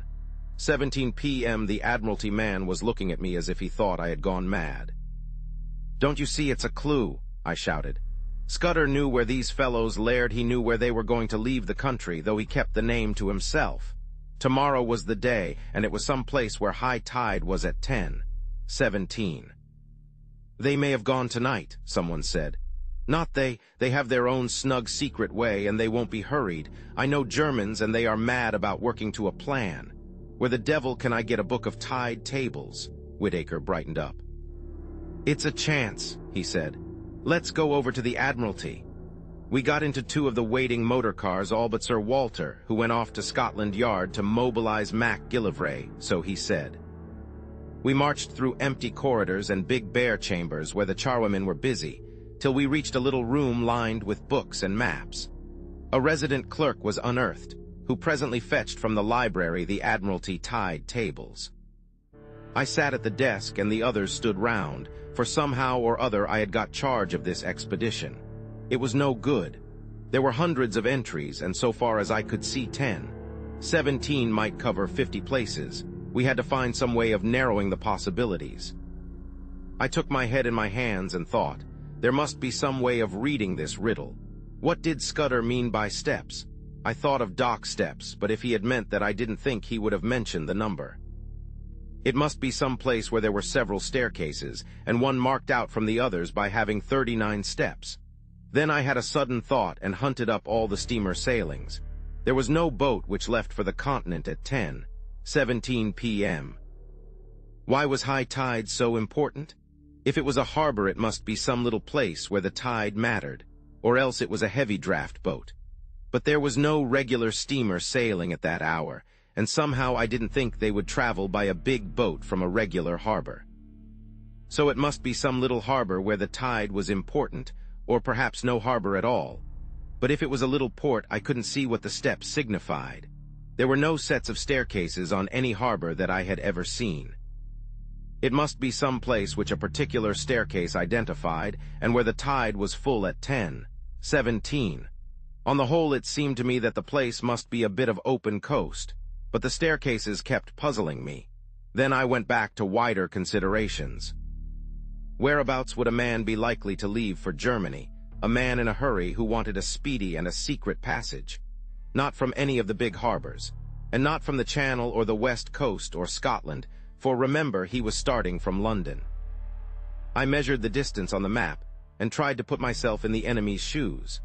I should try for Ostend or Antwerp or Rotterdam, and I should sail from somewhere on the east coast between Cromer and Dover. All this was very loose guessing, and I don't pretend it was ingenious or scientific. I wasn't any kind of Sherlock Holmes, but I have always fancied I had a kind of instinct about questions like this. I don't know if I can explain myself, but I used to use my brains as far as they went, and after they came to a blank wall I guessed, and I usually found my guesses pretty right. So I set out all my conclusions on a bit of Admiralty paper. They ran like this: fairly certain one place where there are several sets of stairs, one that matters distinguished by having 39 steps. 2, full tide at 10:17 p.m. leaving shore only possible at full tide. 3, steps not dock steps and so place probably not harbor. 4, no regular night steamer at 10:17. Means of transport must be tramp, unlikely, yacht, or fishing boat. There my reasoning stopped. I made another list which I headed guessed, but I was just as sure of the one as the other. GUESSED, 1, place not harbor but open coast. 2, boat small trawler, yacht, or launch. 3, place somewhere on east coast between Cromer and Dover.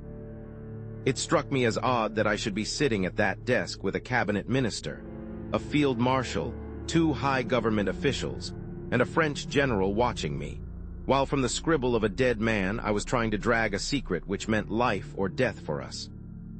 Sir Walter had joined us, and presently Mac Gillivray arrived. He had sent out instructions to watch the ports and railway stations for the 3 men whom I had described to Sir Walter. Not that he or anybody else thought that that would do much good. "Here's the most I can make of it," I said. "We have got to find a place where there are several staircases down to the beach, one of which has 39 steps. I think it's a piece of open coast with biggish cliffs, somewhere between the Wash and the Channel. Also, it's a place where full tide is at 10:17 tomorrow night." Then an idea struck me. Is there no inspector of coast guards or some fellow like that who knows the East Coast? Whittaker said there was, and that he lived in Clapham. He went off in a car to fetch him, and the rest of us sat about the little room and talked of anything that came into our heads.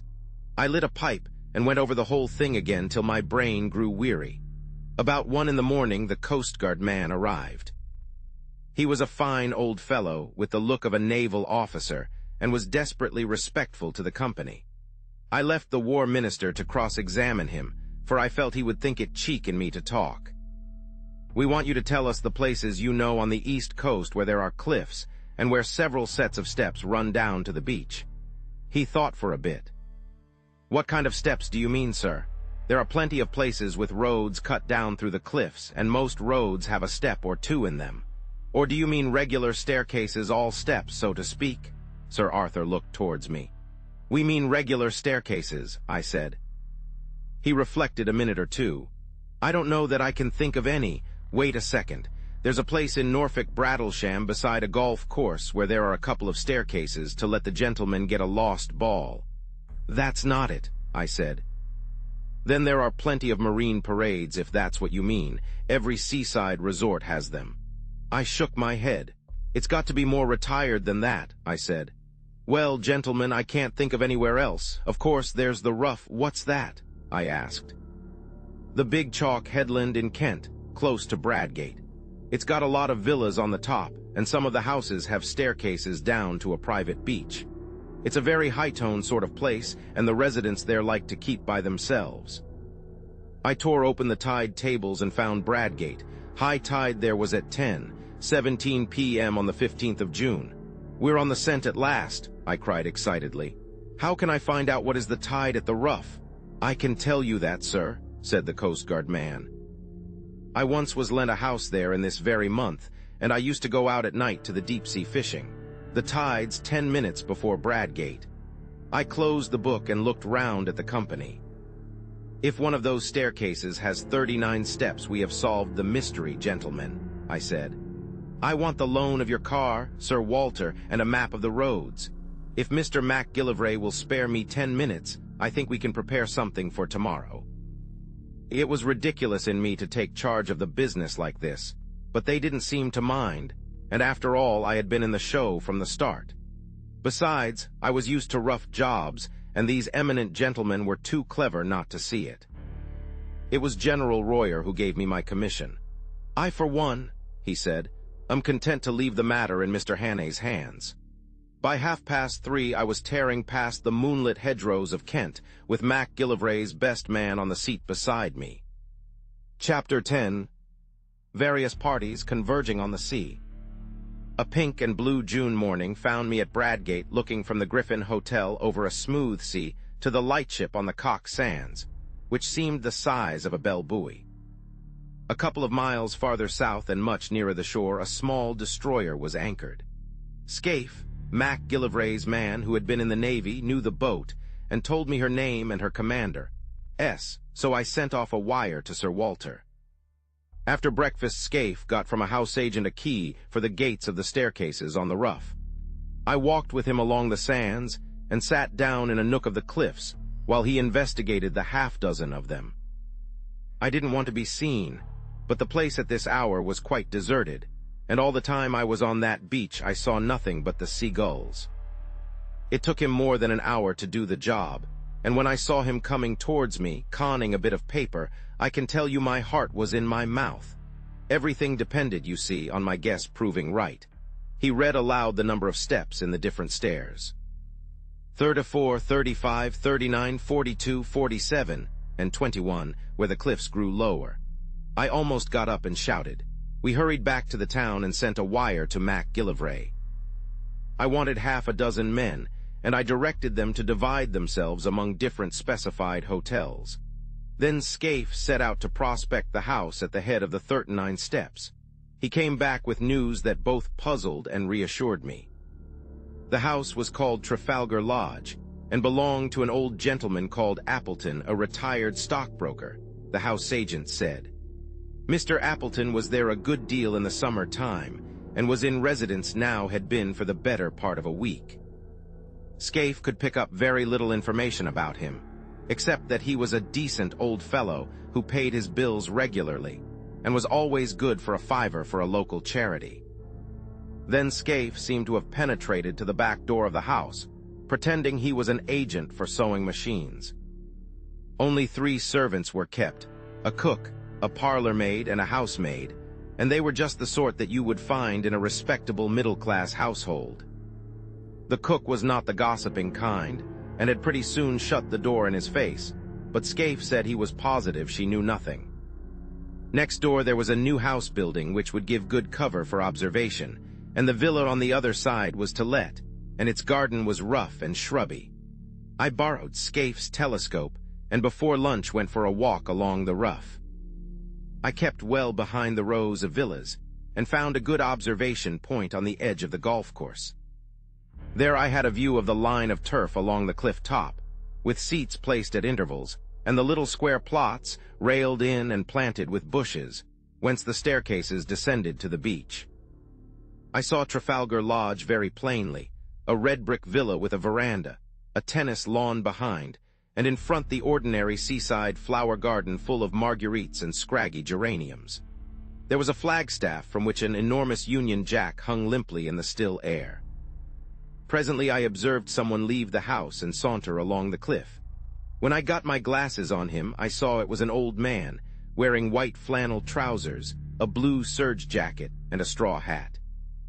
He carried field glasses and a newspaper, and sat down on one of the iron seats and began to read. Sometimes he would lay down the paper and turn his glasses on the sea. He looked for a long time at the destroyer.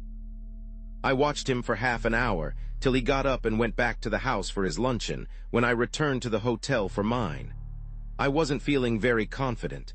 This decent commonplace dwelling was not what I had expected. The man might be the bald archaeologist of that horrible moorland farm, or he might not.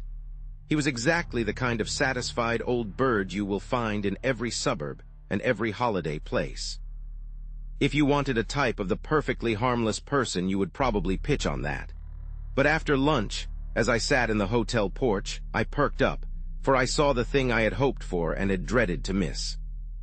A yacht came up from the south and dropped anchor pretty well opposite the Rough. She seemed about 150 tons, and I saw she belonged to the squadron from the White Ensign. So Scaife and I went down to the harbor and hired a boatman for an afternoon's fishing. I spent a warm and peaceful afternoon. We caught between us about 20 pounds of cod and lithe, and out in that dancing blue sea I took a cheerier view of things. Above the white cliffs of the Rough, I saw the green and red of the villas, and especially the great flagstaff of Trafalgar Lodge. About 4 o'clock, when we had fished enough, I made the boatman row us round the yacht, which lay like a delicate white bird, ready at a moment to flee. Scaife said she must be a fast boat for her build, and that she was pretty heavily engined. Her name was the Ariadne, as I discovered from the cap of one of the men who was polishing brasswork. I spoke to him, and got an answer in the soft dialect of Essex. Another hand that came along passed me the time of day in an unmistakable English tongue.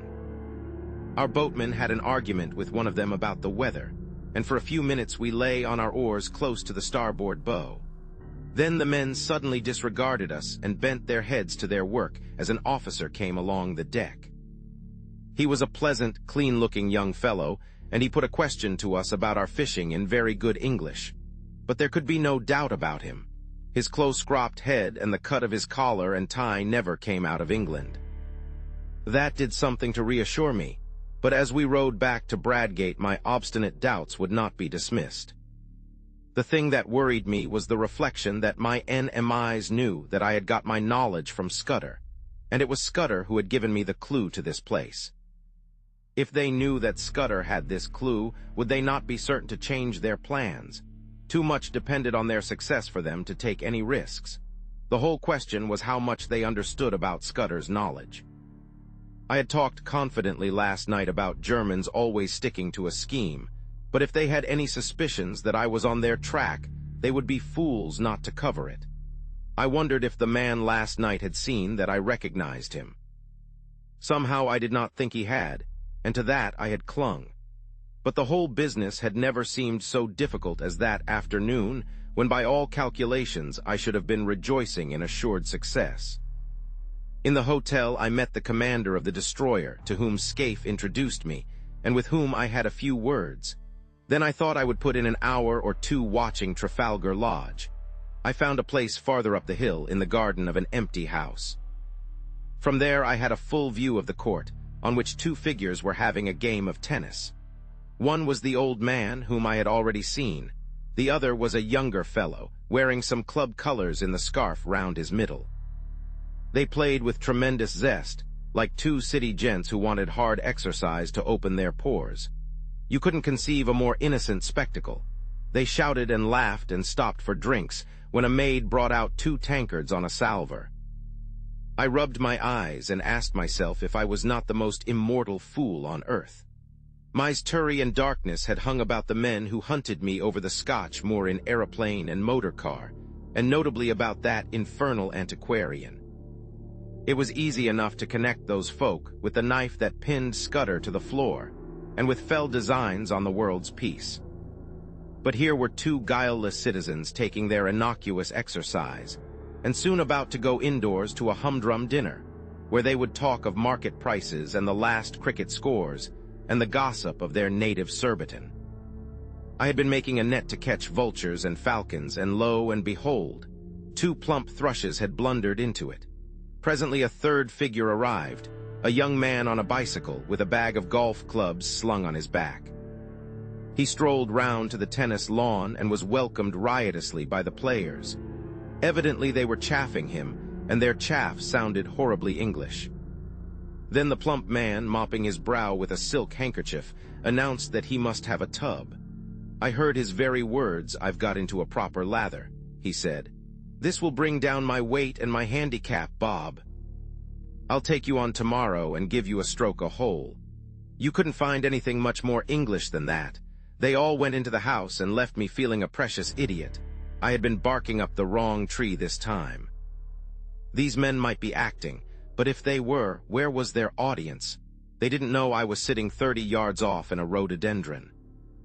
It was simply impossible to believe that these three hardy fellows were anything but what they seemed, three ordinary, game-playing, suburban English men, wearisome, if you like, but sordidly innocent. And yet there were three of them, and one was old, and one was plump, and one was lean and dark, and their house chimed in with Scudder's notes, and half a mile off was lying a steam yacht with at least one German officer. I thought of Carolides lying dead and all Europe trembling on the edge of earthquake, and the men I had left behind me in London who were waiting anxiously for the events of the next hours. There was no doubt that hell was afoot somewhere. The Black Stone had won, and if it survived this June night would bank its winnings. There seemed only one thing to do: go forward as if I had no doubts, and if I was going to make a fool of myself, to do it handsomely. Never in my life have I faced a job with greater disinclination. I would rather in my then mind have walked into a den of anarchists, each with his Browning handy, or faced a charging lion with a pop gun, than enter that happy home of three cheerful Englishmen and tell them that their game was up. How they would laugh at me! But suddenly I remembered a thing I once heard in Rhodesia from old Peter Pinar. I have quoted Peter already in this narrative. He was the best scout I ever knew, and before he had turned respectable he had been pretty often on the windy side of the law, when he had been wanted badly by the authorities. Peter once discussed with me the question of disguises, and he had a theory which struck me at the time. He said, barring absolute certainties like fingerprints, mere physical traits were very little use for identification if the fugitive really knew his business. He laughed at things like dyed hair and false beards and such childish follies. The only thing that mattered was what Peter called atmosphere. If a man could get into perfectly different surroundings from those in which he had been first observed, and this is the important part, really play up to these surroundings, and behave as if he had never been out of them, he would puzzle the cleverest detectives on earth.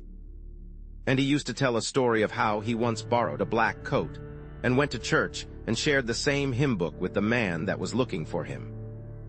If that man had seen him in decent company before, he would have recognized him, but he had only seen him snuffing the lights in a public house with a revolver. The recollection of Peter's talk gave me the first real comfort that I had had that day. Peter had been a wise old bird, and these fellows I was after were about the pick of the aviary. What if they were playing Peter's game? A fool tries to look different. A clever man looks the same and is different.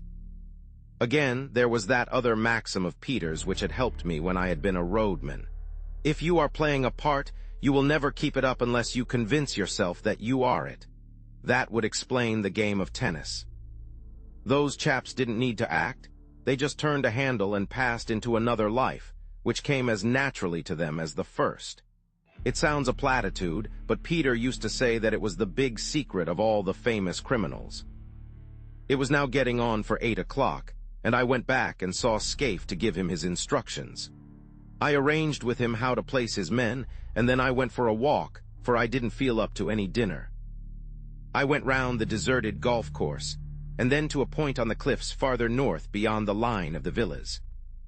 On the little trim newly made roads I met people in flannels coming back from tennis and the beach, and a coast guard from the wireless station, and donkeys and pierrots padding homewards. Out at sea in the blue dusk, I saw lights appear on the Ariadne and on the destroyer away to the south, and beyond the Cock sands the bigger lights of steamers making for the Thames. The whole scene was so peaceful and ordinary that I got more dashed in spirits every second. It took all my resolution to stroll towards Trafalgar Lodge about 9:30. On the way, I got a piece of solid comfort from the sight of a greyhound that was swinging along at a nursemaid's heels. He reminded me of a dog I used to have in Rhodesia, and of the time when I took him hunting with me in the Polly Hills. We were after Reebok, the dun kind, and I recollected how we had followed one beast, and both he and I had clean lost it. A greyhound works by sight, and my eyes are good enough, but that buck simply leaked out of the landscape. Afterwards, I found out how it managed it. Against the gray rock of the kopjes, it showed no more than a crow against a thundercloud. It didn't need to run away. All it had to do was to stand still and melt into the background. Suddenly, as these memories chased across my brain, I thought of my present case and applied the moral. The black stone didn't need to bolt. They were quietly absorbed into the landscape. I was on the right track, and I jammed that down in my mind and vowed never to forget it. The last word was with Peter Pinard. Scaife's men would be posted now, but there was no sign of a soul. The house stood as open as a marketplace for anybody to observe. A 3-foot railing separated it from the cliff road. The windows on the ground floor were all open, and shaded lights and the low sound of voices revealed where the occupants were finishing dinner. Everything was as public and above board as a charity bazaar.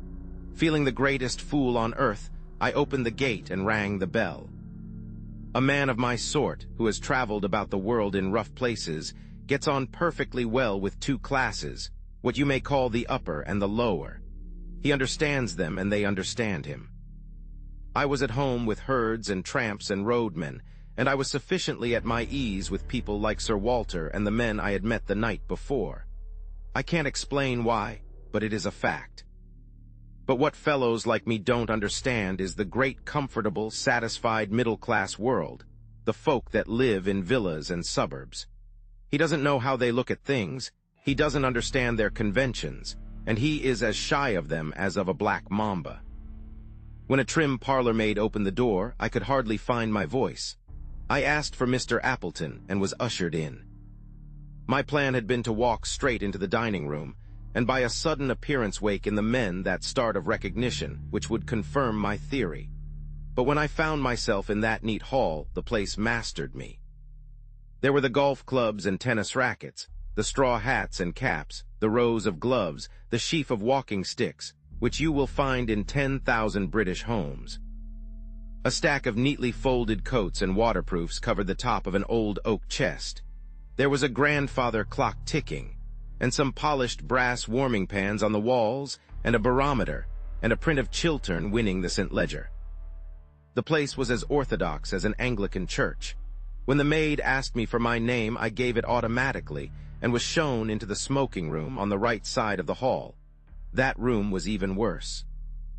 I hadn't time to examine it, but I could see some framed group photographs above the mantelpiece, and I could have sworn they were English public school or college. I had only one glance, for I managed to pull myself together and go after the maid. But I was too late. She had already entered the dining room and given my name to her master, and I had missed the chance of seeing how the three took it. When I walked into the room, the old man at the head of the table had risen and turned round to meet me. He was in evening dress, a short coat and black tie, as was the other, whom I called in my own mind the plump one.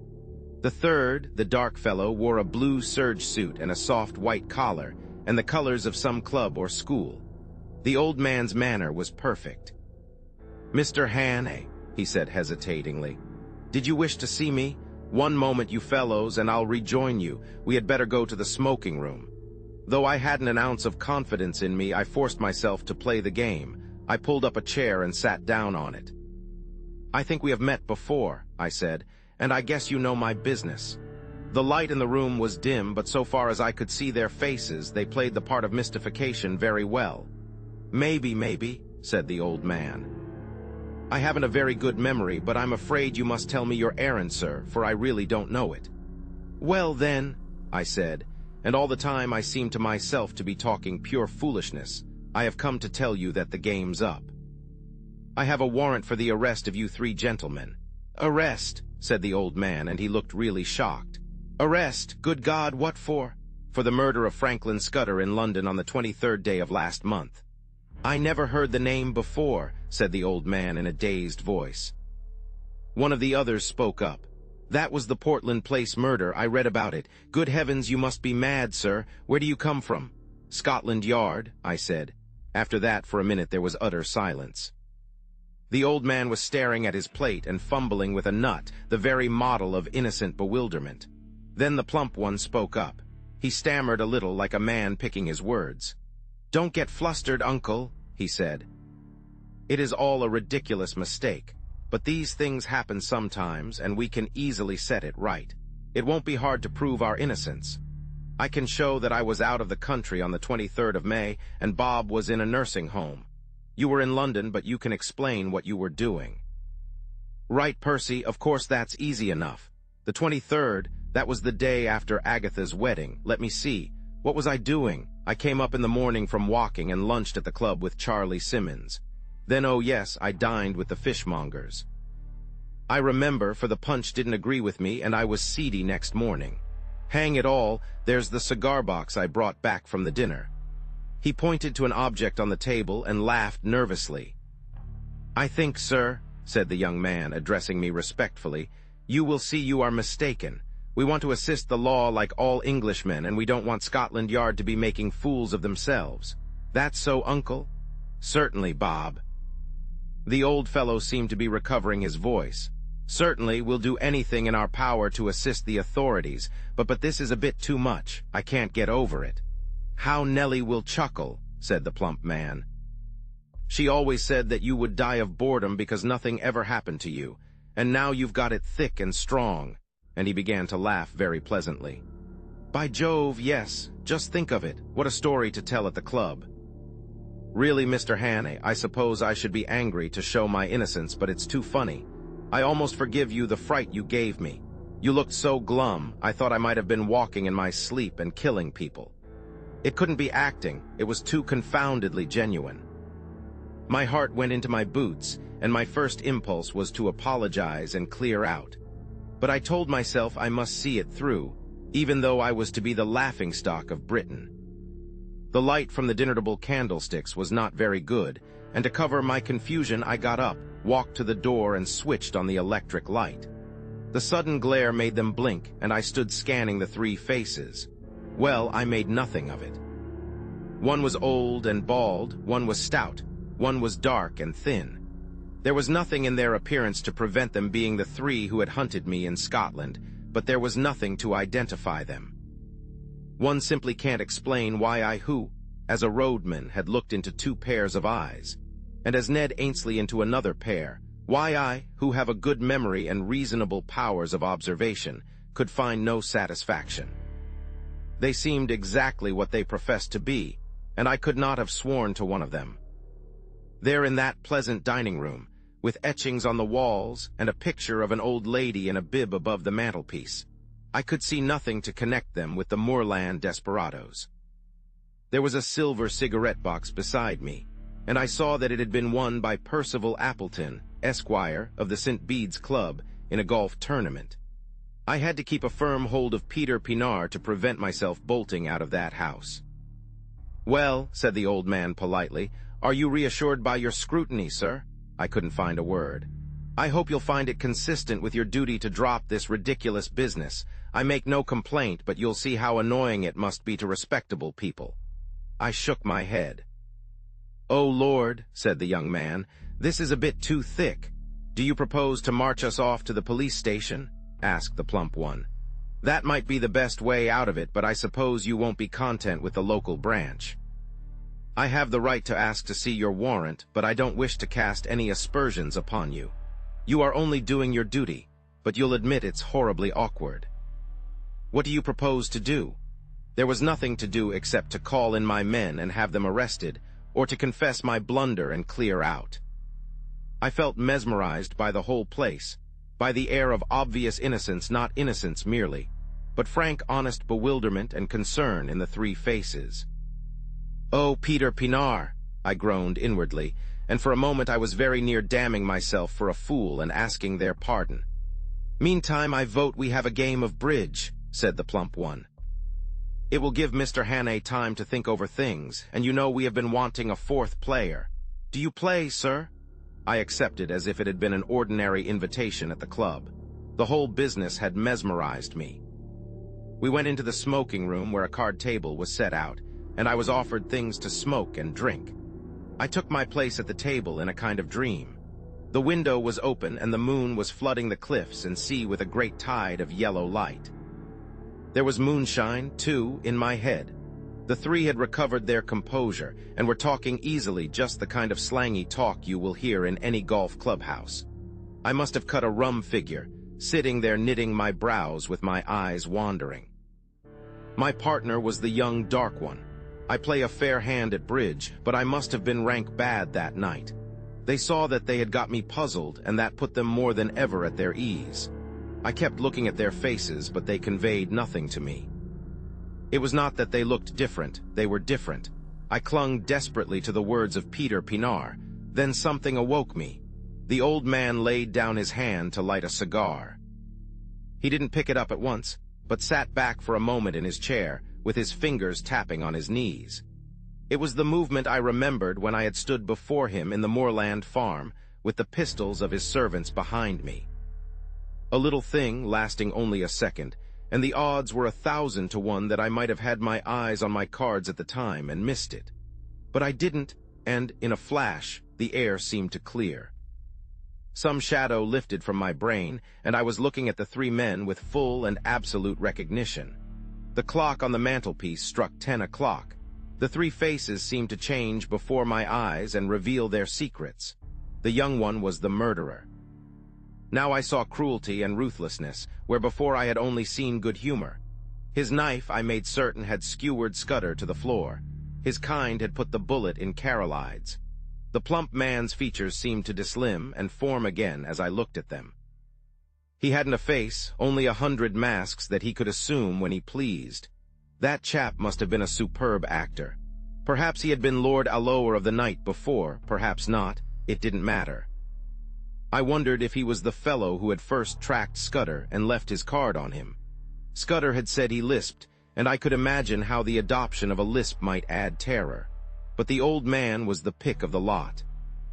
He was sheer brain, icy, cool, calculating, as ruthless as a steam hammer. Now that my eyes were opened, I wondered where I had seen the benevolence. His jaw was like chilled steel, and his eyes had the inhuman luminosity of a bird's. I went on playing, and every second a greater hate welled up in my heart. It almost choked me, and I couldn't answer when my partner spoke. Only a little longer could I endure their company. "Hugh, Bob, look at the time," said the old man. "You'd better think about catching your train. Bob's got to go to town tonight," he added, turning to me. The voice rang now as false as hell. I looked at the clock, and it was nearly 10:30. "I am afraid he must put off his journey," I said. "Oh, damn," said the young man. "I thought you had dropped that rot. I've simply got to go. You can have my address, and I'll give any security you like." "No," I said, "you must stay." At that, I think they must have realized that the game was desperate. Their only chance had been to convince me that I was playing the fool, and that had failed. But the old man spoke again. "I'll go bail for my nephew. That ought to content you, Mr. Hannay." Was it fancy, or did I detect some halt in the smoothness of that voice? There must have been, for as I glanced at him, his eyelids fell in that hawk-like hood which fear had stamped on my memory. I blew my whistle. In an instant the lights were out. A pair of strong arms gripped me round the waist, covering the pockets in which a man might be expected to carry a pistol. "Schnell, Franz, cried a voice. "Das Boot, Das Boot." As it spoke, I saw two of my fellows emerge on the moonlit lawn. The young dark man leapt for the window, was through it, and over the low fence before a hand could touch him. I grappled the old chap, and the room seemed to fill with figures. I saw the plump one collared, but my eyes were all for the out-of doors, where France sped on over the road towards the railed entrance to the beach stairs. One man followed him, but he had no chance. The gate of the stairs locked behind the fugitive, and I stood staring, with my hands on the old boy's throat, for such a time as a man might take to descend those steps to the sea. Suddenly my prisoner broke from me and flung himself on the wall. There was a click as if a lever had been pulled. Then came a low rumbling far, far below the ground, and through the window I saw a cloud of chalky dust pouring out of the shaft of the stairway. Someone switched on the light. The old man was looking at me with blazing eyes. "He is safe," he cried. "You cannot follow in time. He is gone. He has triumphed. DERSCHWARZ Stein ist in DERSIEGSKRON. There was more in those eyes than any common triumph. They had been hooded like a bird of prey, and now they flamed with a hawk's pride. A white fanatic heat burned in them, and I realized for the first time the terrible thing I had been up against. This man was more than a spy. In his foul way, he had been a patriot. As the handcuffs clinked on his wrists, I said my last word to him. "I hope France will bear his triumph well. I ought to tell you that the Ariadne for the last hour has been in our hands. 3 weeks later, as all the world knows, we went to war. I joined the new army the first week, and owing to my Matabele experience got a captain's commission straight off. But I had done my best service, I think, before I put on khaki." Subscribe for more content.